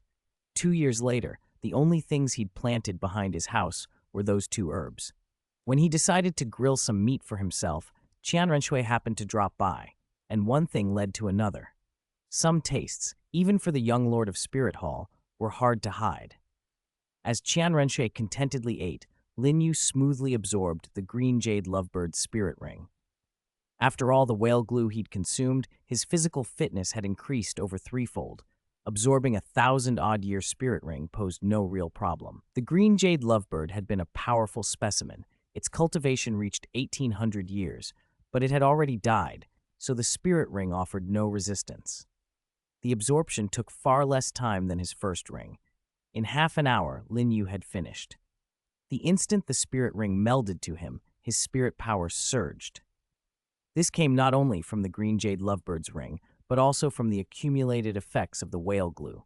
Left unchecked, that spike could have pushed Lin Yu to spirit levels 25 or even 26 quickly, but the result would have been dangerously unstable power within his body. He immediately began compressing and stabilizing the swelling energy. Another half hour passed, and he managed to tamp his spirit power down to just entering level 23. A clear bird cry cut the night, and behind Lin Yu, the phantom of the emerald demon bird appeared. Its wings larger than usual, its form more solidified, roughly twice its former size. Besides the fiery red and cyan feathers on its tail, a hint of emerald green had been added. The emerald demon bird, having once again completed a spirit quality refinement, looked majestic and deadly. Its talons gleamed like sharpened blades. 2 spirit rings circled Lin Yu, one yellow and one purple. The sight of a second 1,000-year ring filled Lin Zhan with pride. Lin Yu rose to his feet. His pale red eyes met Qian Renshue's slightly elongated pale gold ones, and a real smile touched her face, warm and sincere, unlike the cool, distant smiles she usually kept for her subordinates. "Congratulations, Xiao Wu, a 1,000-year second ring. There aren't many like you on the Douluo Continent," she said. Being praised by the young lord of Spirit Hall made Lin Yu a little bashful, despite his usual thick skin. "Not at all. I still have to thank you. Without Spirit Hall's help, getting that whale glue would have been nearly impossible." Lin Yu wasn't exaggerating. Outside of sea spirit masters, killing sea soul beasts and obtaining precious marine products like whale glue was no simple feat. Its effects made it prized by the nobles of the continent, and its price was staggering. If Qian Renxue hadn't used Spirit Hall's influence, the whale glue he consumed would have been worth at least 400,000 gold. "It's fine," Qian Renxue said. "Since you've gained your second spirit ring, may I see your spirit ability?" Spirit abilities were personal, and Qian Renxue was only testing the waters. She'd have accepted a refusal. But Lin Yu knew she tended to be generous, and her character was far better than some others on the path to ruin, so he didn't hide anything. Lin Zhan was even more curious. His Lin family legacy spirit ring selection compendium still needed data from his exceptional son. Catching his father's gleaming eyes, Lin Yu sighed inwardly and released his spirit. As the spirit attached, a pair of giant wings unfurled behind him. The purple spirit ring around him flashed. With one beat of his new wings, an emerald pillar of light shot up behind him. Two cyan phantoms of the emerald demon bird materialized from the pillar, and each immediately shifted into Lin Yu's own likeness. Lin Zhan rubbed his eyes in astonishment. "What's this? Why do I have two more little ancestors now?" A black line of embarrassment crossed Lin Yu's forehead. Pointing to the two motionless copies, he explained, "This is my second spirit ability, Paired Luan. It creates two clones, each with 80% of my strength. The initial activation hardly costs any spirit power, but controlling them, especially in combat, consumes my own spirit power." He added, "There's a minor secondary function. My clones can mimic the appearance of anyone I've seen." A sharp intake of breath went up from Serpent Dragon, Xishui, and Lin Zhan. 15. Blazing Phoenix. Qian Renxue was a little surprised. Lin Yu's newly awakened spirit ability wasn't just good, it was astonishing. She hadn't gained it herself, but she was genuinely pleased that her only subordinate had. Her long, golden phoenix eyes softened into a smile as she habitually reached out and ruffled Lin Yu's hair. Lin Yu wanted to push her hand away, but Qian Renxue was older, taller, and the young lord. Rank carried weight, and resistance felt futile. As night fell, Lin Zhan, stingy as ever, kept prodding about whether they'd found a paired Luan. After everyone had eaten, Lin Yu sat by the bonfire keeping watch. A familiar orchid scent brushed his nose, and he turned to see those golden phoenix eyes again. "Young lord, you," he began. Qian Renxue put a finger to her lips, handed him a warm parcel wrapped in oil paper, and then returned to her tent. Serpent Dragon, who had also been keeping a discreet watch, was speechless. How had he been left out? It was clear the young lord favored this boy. Stroking his graying beard, the old man admitted to himself that Lin Yu's handiwork was quite good. Looking at the package in Lin Yu's arms, his stomach growled. But bullying the kid and having him complain to the young lord seemed unwise. In the end, he sighed and muttered to himself about maintaining dignity and not picking on juniors. Lin Yu, who had eaten little after absorbing a spirit ring, opened the parcel and ate hungrily. He felt warm inside. The young lord had been kind. Even a small kindness felt comforting. Late that night, Lin Zhan and Qishe relieved Lin Yu and Serpent Dragon on watch. Lin Yu fell asleep the moment his head hit the pillow and didn't open his bleary eyes until dawn. They packed up, ate something simple, and headed toward the volcanic region not far away. An hour and a half later, they reached the volcano's base. No trees grew here. Even the shrubs were sparse. Fire-attributed spirit beasts prowled near the rivers of lava. Though the volcanoes were mostly dormant, the higher slopes and peaks were dangerous.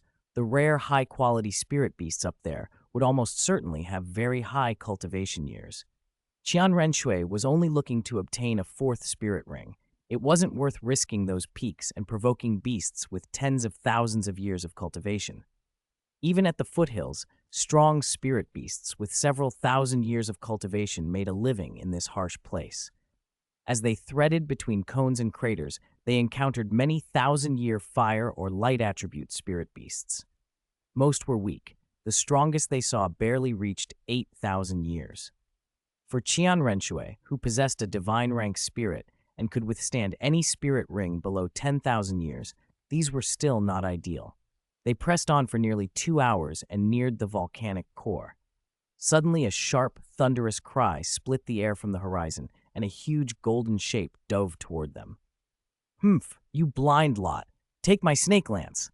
Serpent Dragon barked. He thrust the snake lance without using any spirit ability, and the sheer threat of it forced the attacker to swerve mid-flight. The creature, a blazing light feather phoenix, a firelight attribute bird with a strong phoenix bloodline, was ferocious and bloodthirsty, known for preying on other phoenix-blooded beasts. Sensing the lance's aura, it narrowly avoided the strike and fled toward a distant volcano. Lin Yu, who had learned something of spirit beasts, blurted, "That's a blazing light feather phoenix. Firelight attribute?" Qian Renxue's golden eyes lit up. "Uncle Shi, go." Without a word, Serpent Dragon launched himself into the air and pursued. Sishui and Lin Zhan lifted Lin Yu and Qian Renxue, protecting them as they followed. In less than 15 minutes, they reached a cliff 200 meters high. Serpent Dragon was there, perched astride the subdued phoenix and waving them over. After they landed, Serpent Dragon reported to Qian Renxue patiently, "Young lord, this blazing light feather phoenix's cultivation is probably just over 9,000 years. Its attributes suit you best." "I know," Qian Renxue replied crisply. Years of training under Qian Daoliu had taught her not to hesitate. She finished the phoenix with a clean cut of her blade. A purple-black spirit ring emerged and she guided it away. Lin Yu, without ceremony, packed the phoenix's corpse into his spirit guidance wristband. A phoenix with a special bloodline and nearly 10,000 years of cultivation was valuable. He felt obliged to collect it. Afterward, Lin Yu wandered through the cave on the cliff, looking for an inheritance, treasure, or offspring that might need care. It was what protagonists did in the novels. Rare beast lairs inevitably hid treasures. He searched and searched, but this place didn't seem to follow novel rules. There was nothing. By the time Qian Renxue had finished drawing the ring, she found him still poking around. She patted his head with a faintly exasperated smile. "What are you looking for?" "Just checking if the phoenix left anything." "I didn't find anything," Lin Yu admitted. Qian Renxue was speechless. Why was this kid always so greedy? Before she could scold him further, Lin Zhan, sweating and fanning himself, complained, "It's not even close to the volcano and it's already so hot." Chapter 16. Receiving clear frost, Shui Haikang dies. Inside a tightly sealed house beside a stream on the grounds of the Heaven Dew Royal Academy, a breathtakingly beautiful girl sat across from Lin Yu. Her golden hair flowed to her waist. Her skin was fair as porcelain, and her slightly elongated, phoenix-like golden eyes gave her an otherworldly look. She pushed a fiery red, translucent crystal the size of a basketball across the table toward him. "I don't need this. It's yours," she said. Before Lin Yu could reply, Qian Renxue produced a 1.5-meter black lead box from her spirit tool, smiled, and handed it to him. "I reported the whale glue reaction to grandfather. He said your contribution was significant. This is your reward." Lin Yu took the box, thanked her, and opened it with eager hands.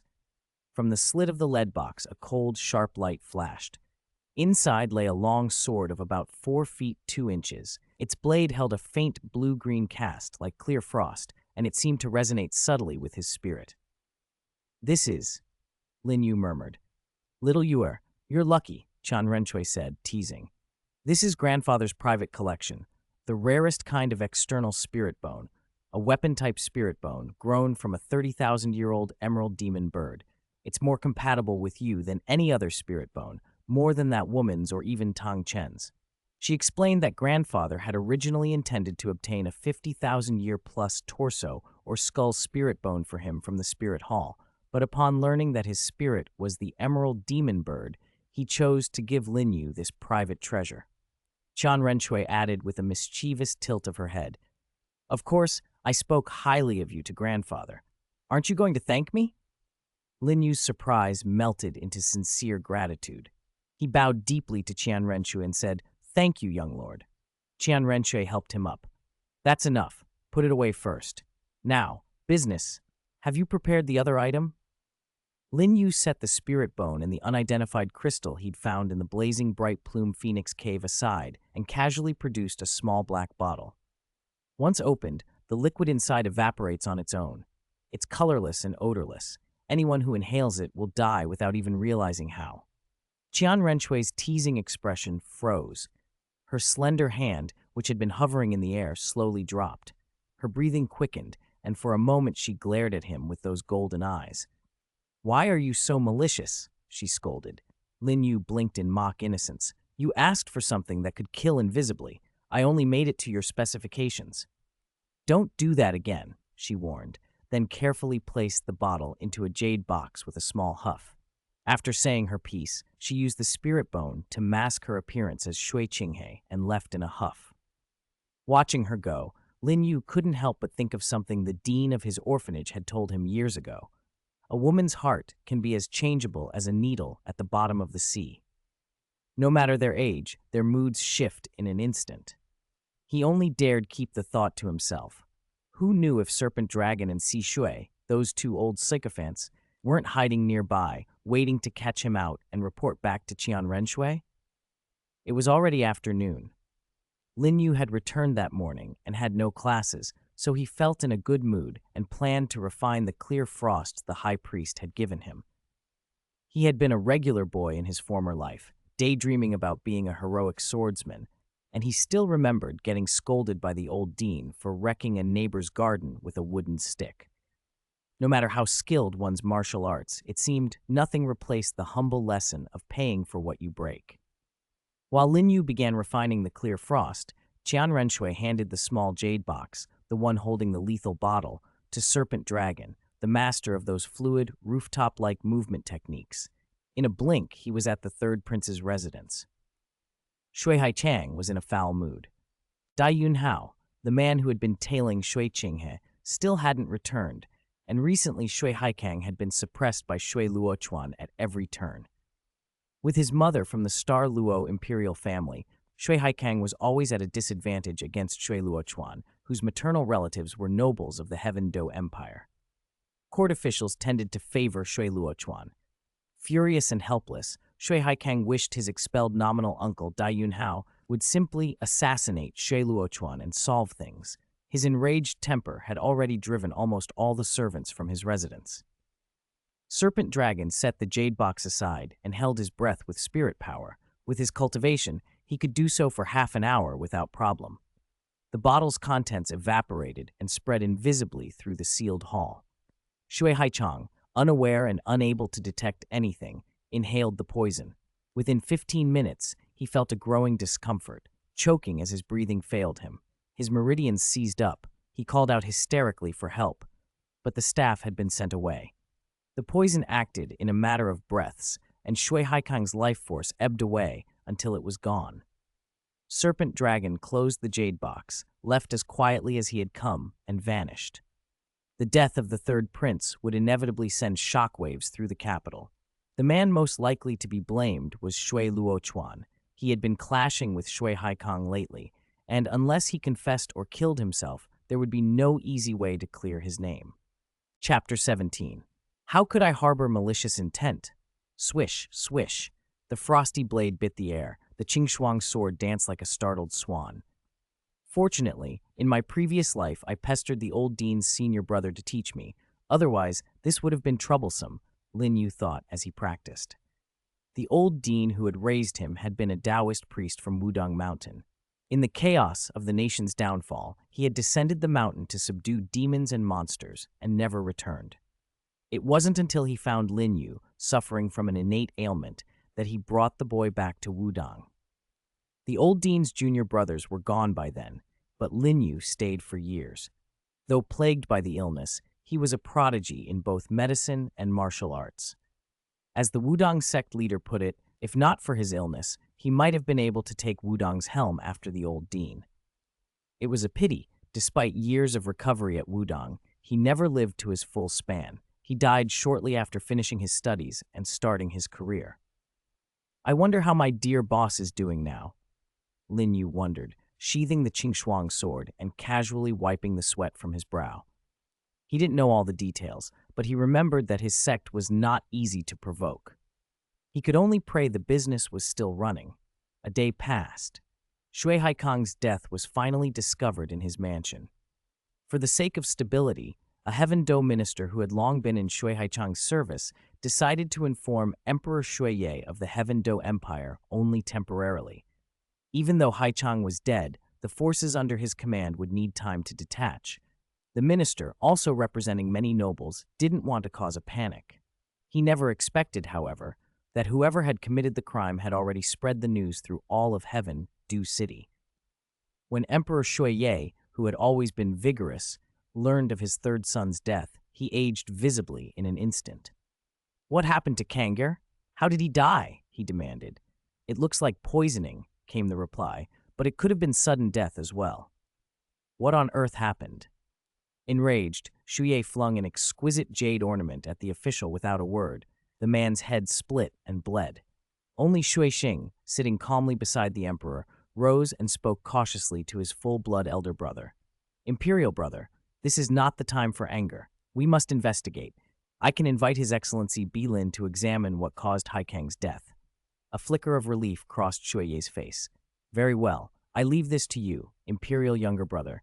If Douluo Lin requests anything, try to accommodate him." Shui Xing accepted and left. As he watched his younger brother go, cold light passed through Shuiye's eyes.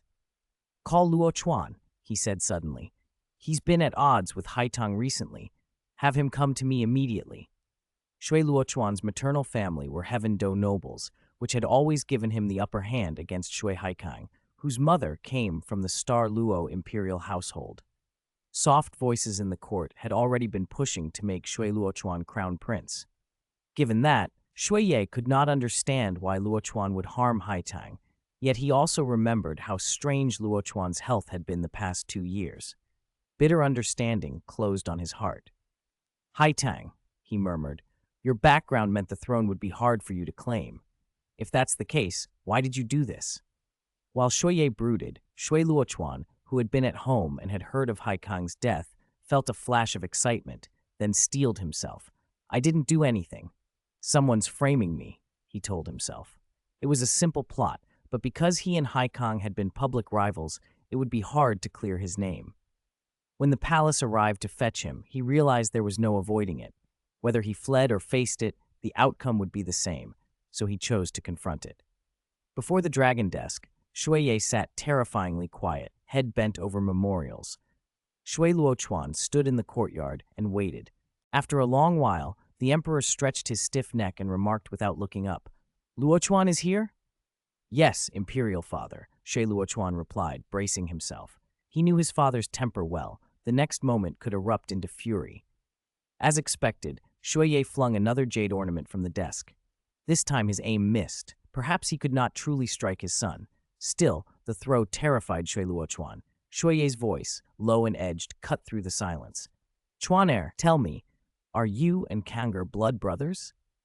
"Imperial Father, we are brothers," Shui Luochuan answered quickly. "Please spare your grief. Regarding Haichang's matter, I know nothing." Shuiye's gaze froze. "How did you learn of Kang'er's misfortune so quickly?" Shui Luochuan's heart lurched. "The news has already spread through Heaven Do City," he said. "I only heard on my way here." The fact that Haitang's death could not be contained made Shuiye furious inwardly. He forced his temper down, and looking at the restrained and frightened Luochuan, spoke with a chilling calm. "Since this matter has already come to pass, we will record Kang'er's death as sudden. I will not have any stain on this family before I die. If you desire the throne now, you may try to take it. I'll withdraw the palace guard. But whether you succeed depends on your own means." Shui Luochuan was stunned. "Imperial Father, you must believe me. How could I harbor malicious intent? I truly know nothing about third brother's death." Shuiye watched him. Even an emperor could not read every heart. Shui Luochuan remained inscrutable. After a long, heavy sigh and a few quiet words of consolation, Shuiye murmured finally, "I hope Imperial younger brother brings good news. A titled Douluo, truly something both enviable and terrifying." Shui Qinghe tossed the Heaven Do Royal Academy diploma onto the table with a careless flick. Then, with the faint shimmer of her spirit bone, she shifted back into her original form. Before Lin Yu's eyes stood a breathtakingly beautiful young person in the casual garb of a Heaven Do imperial prince. Waist-length golden hair, fair skin, slightly elongated golden phoenix eyes, and delicately handsome features that still retained a trace of youth. Reverting to that appearance, Qian Renxue sank into a chair and stretched, satisfied, like a contented cat. This is great. After more than 2 years at the academy, I finally got it. For once, Qian Renxue dropped her usual composure and carried herself like the playful girl next door, brandishing the diploma with glee. Lin Yu, seeing her so pleased, indulged her. "Congratulations, young lord, on escaping that misery," he said with an exaggerated air of bitterness. "Sadly, your subordinate didn't fare as well." Qian Renshue's golden eyes brightened. She patted his shoulder with an affectionate, elder brother tone. "Don't worry. Now that I can leave, I'll pull you out too sooner or later." "Young lord, you're far too kind. Xiao Yu can never repay you, so I can only. You don't need to bend yourself into knots. Your cultivation's still too low. Focus on studying. In the future, if you can help me, that will be enough." Her expression grew suddenly earnest, and Lin Yu couldn't help but smile at her sincerity. "Understood. Your subordinate complies." As Lin Yu held back a laugh, a flicker of confusion crossed Qian Renshue's golden eyes, but she didn't pursue it. She produced a small, old booklet and handed it to him. The first thing he noticed was the crest on the cover, the Angel Clan's emblem, the same mark he had only seen on Qian Renshue's robes. Clearly, this was something tied to the Qian family. Qian Renxue ruffled his soft hair once or twice. "Don't worry. These are just sword techniques ordinary clan members practice. The rest are scrapings together of sword Dao methods grandfather collected. They're not part of the core family legacy." That reassurance eased Lin Yu's concerns. No matter the world, cliques and prejudice existed. The Douluo Continent was no exception. Qian Renxue had thought of that when she passed this on. Eager, Lin Yu opened the booklet. As he skimmed, a glaring flaw became apparent in the Douluo Continent's approach to sword cultivation. Much like the split seen in some sects, sword and qi divided into distinct camps, one led by sword Douluo Xin, which treated the sword itself as the heart of practice, and another led by Qian Daoliu, with the wind sword sect following closely, which emphasized elevating personal cultivation and using the sword as an extension of the self. Both paths had produced masters who reached their respective peaks.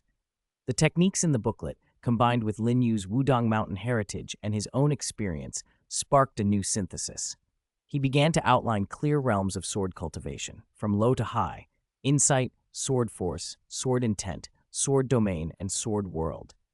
In his previous life, his sword practice had only reached a perfected sword force. One more step would open sword intent. "How is it?" "Not bad, right?" Qian Renxue asked, pleased. "They're not our family's deepest secrets, but on the Douluo Continent they're top tier, only a little beneath the Angel Clan."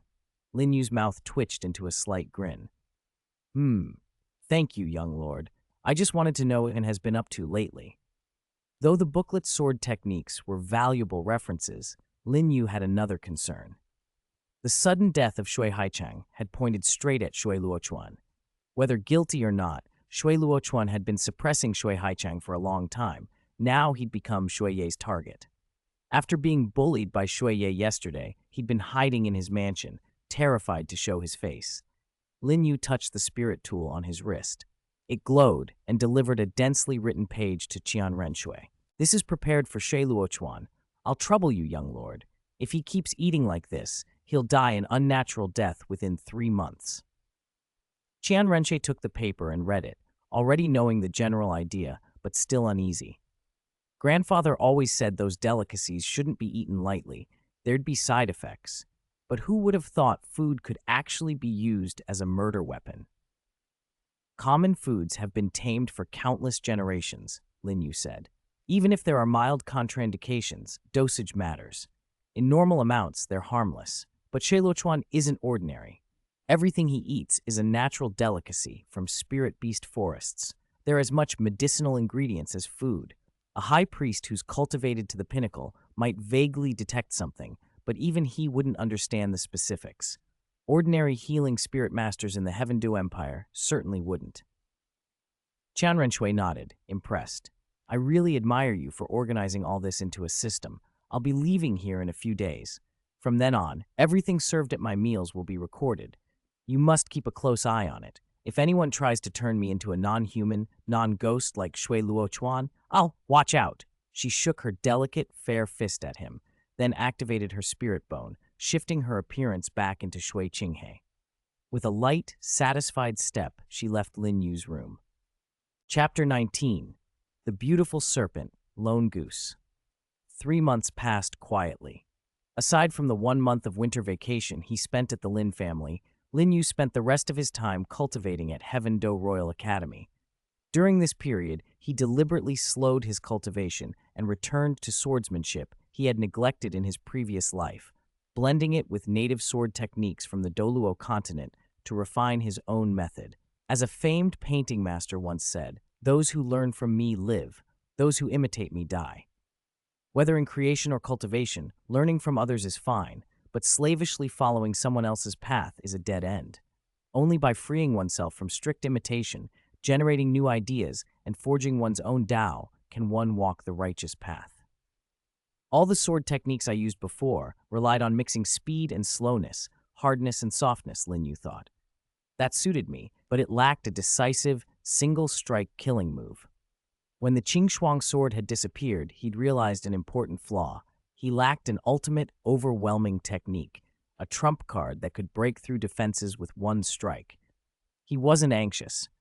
Such a technique would take time to deduce, and for now his priority was raising his spirit power. After 3 months, he had climbed only to a 24th level Spirit Grandmaster, just 1 level higher than before.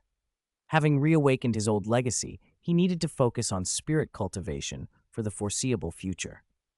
One unexpected boon had been the breathing technique from Wudang Mountain. It proved surprisingly effective on the Douluo Continent. At least in soul refining, it noticeably accelerated Lin Yu's progress. He regretted, with some bitterness, that he hadn't studied the sect leader's ancient texts when he had the chance. Regret, however, changes nothing. Someone came to see him. "Heh, young fellow, your swordplay's improved," said a reedy voice. The visitor was a lanky, bamboo pole-like elder, the snake-lance Douluo, known as Serpent Dragon, the man who had helped him during his spirit awakening. Lin Yu wasn't surprised. Since Qian Renxue, the incarnation of Shui Qinghe, had left, Qian Renxue had used Serpent Dragon as an intermediary for their secret dealings. "Uncle Shi, you flatter me," Lin Yu replied smoothly. "Any message from the young lord?" Nearly 3 years had passed since his spirit awakening. With Lin Yu's help, Qian Renxue had quietly eliminated Shui Haikang. Even Dugu Bo, the poisoned Douluo, hadn't noticed. Shuiye was left to attribute Shui Haikang's death to a sudden, natural demise. After that, Serpent Dragon's attitude toward Lin Yu had shifted completely. He no longer insisted on formal titles. He'd asked Lin Yu to call him Uncle Shay, the same way Qian Renxue did. Serpent Dragon wasn't trying to curry favor out of fear. He'd been stuck at level 91 with no hope of breakthrough and saw Lin Yu's talent and political acumen as worth cultivating. A useful connection never hurt.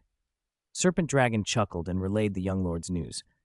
The young lord said time has passed. Shui Luochuan is bedridden. Is it possible? He made a slicing motion across his own throat, a cold glint in his eyes. Lin Yu understood immediately. The young lord wanted Shui Luochuan removed. "Yes," Lin Yu said, steady.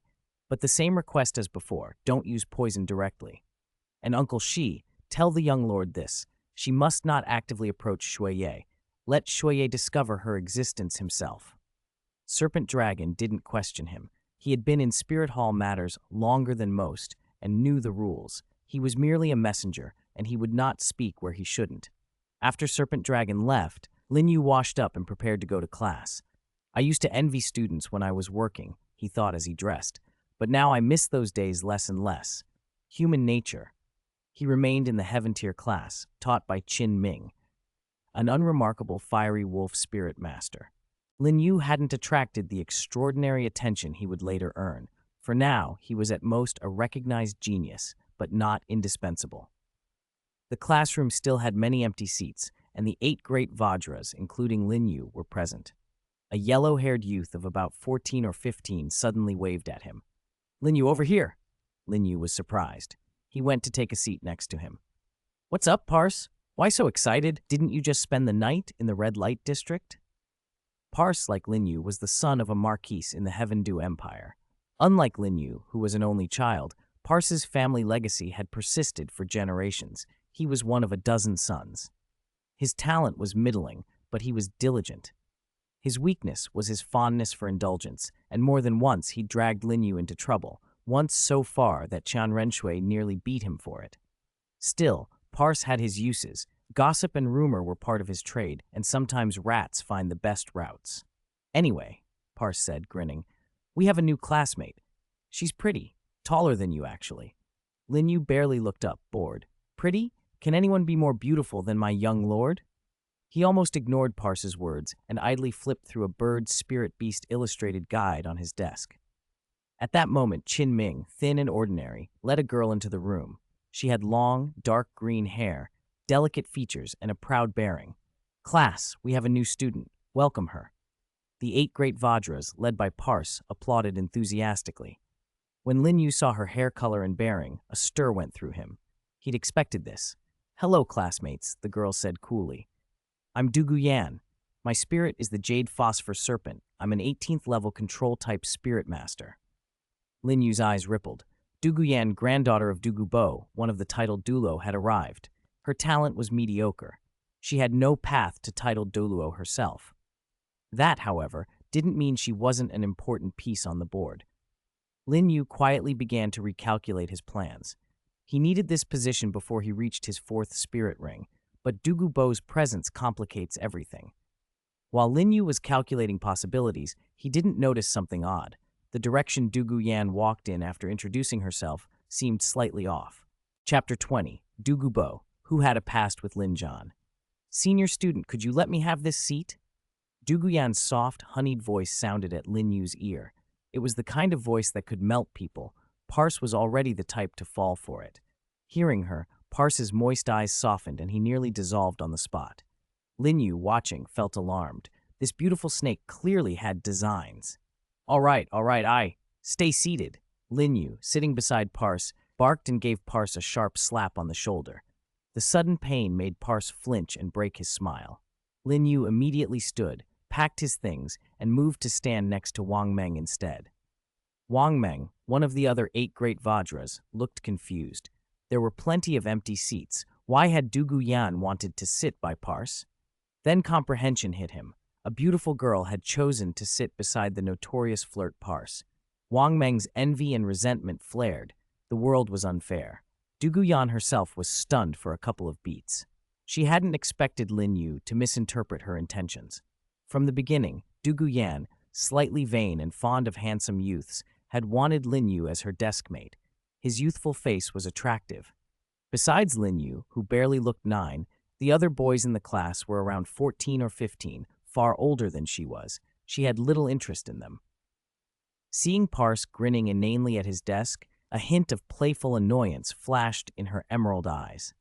With the teacher Qin Ming still on the platform, she had to take her seat and behave.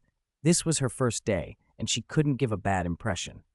Qin Ming started class, and Lin Yu put on the act of an attentive student. He had seen everything that had happened and deliberately rebuffed Dugu Yan's attempt to cozy up. It was partly a joke. Boys had to be careful around pretty snakes, but mostly he was afraid of Dugu Bo, the family's doting grandfather. If Dugu Bo knew a boy was sitting next to his granddaughter, he might take violent measures. Lin Yu's father, a spirit saint of limited power, would be no match if anything happened. Lin Yu also dismissed the idea of asking powerful protectors like Serpent Dragon or Si Shui for help. Their primary duty was Qian Renshue's safety, and they answered to her grandfather. In the end, Lin Yu realized he was the only one who could act directly on Qian Renshue's behalf. A class period on the Douluo Continent could feel long. Though short by the clock, it stretched. When Qin Ming's lecture reached about 3/4 of the way through, Lin Yu's old life habit kicked in and he began to nod off. When the bell finally rang, he appreciated one thing about Qin Ming. All right, class dismissed. He never went overtime. That was Lin Yu's sole compliment toward the promising teacher. After Qin Ming left, an amiable, elderly man appeared in the doorway. He had slightly messy dark green hair and carried the faint, sweet, fishy scent that marked those associated with snakes. His expression was a mix of melancholy and kindness. Lin Yu glanced out the window and noticed him. The man's warm smile was fixed entirely on Dugu Yan, and the doting affection in his bright emerald eyes made Lin Yu shiver. It could only be Dugu Bo, the notorious grandfather who doted on his granddaughter. Just as the students were about to leave, Dugu Bo's face turned cold. He'd noticed Parse standing in front of his precious granddaughter, and, ignoring everything else, he blocked the classroom door. Dugu Yan saw him and brightened. She ran up and threw herself into his arms like a swallow returning to its nest. "Grandpa!" she chirped. Lin Yu felt a sudden bad premonition.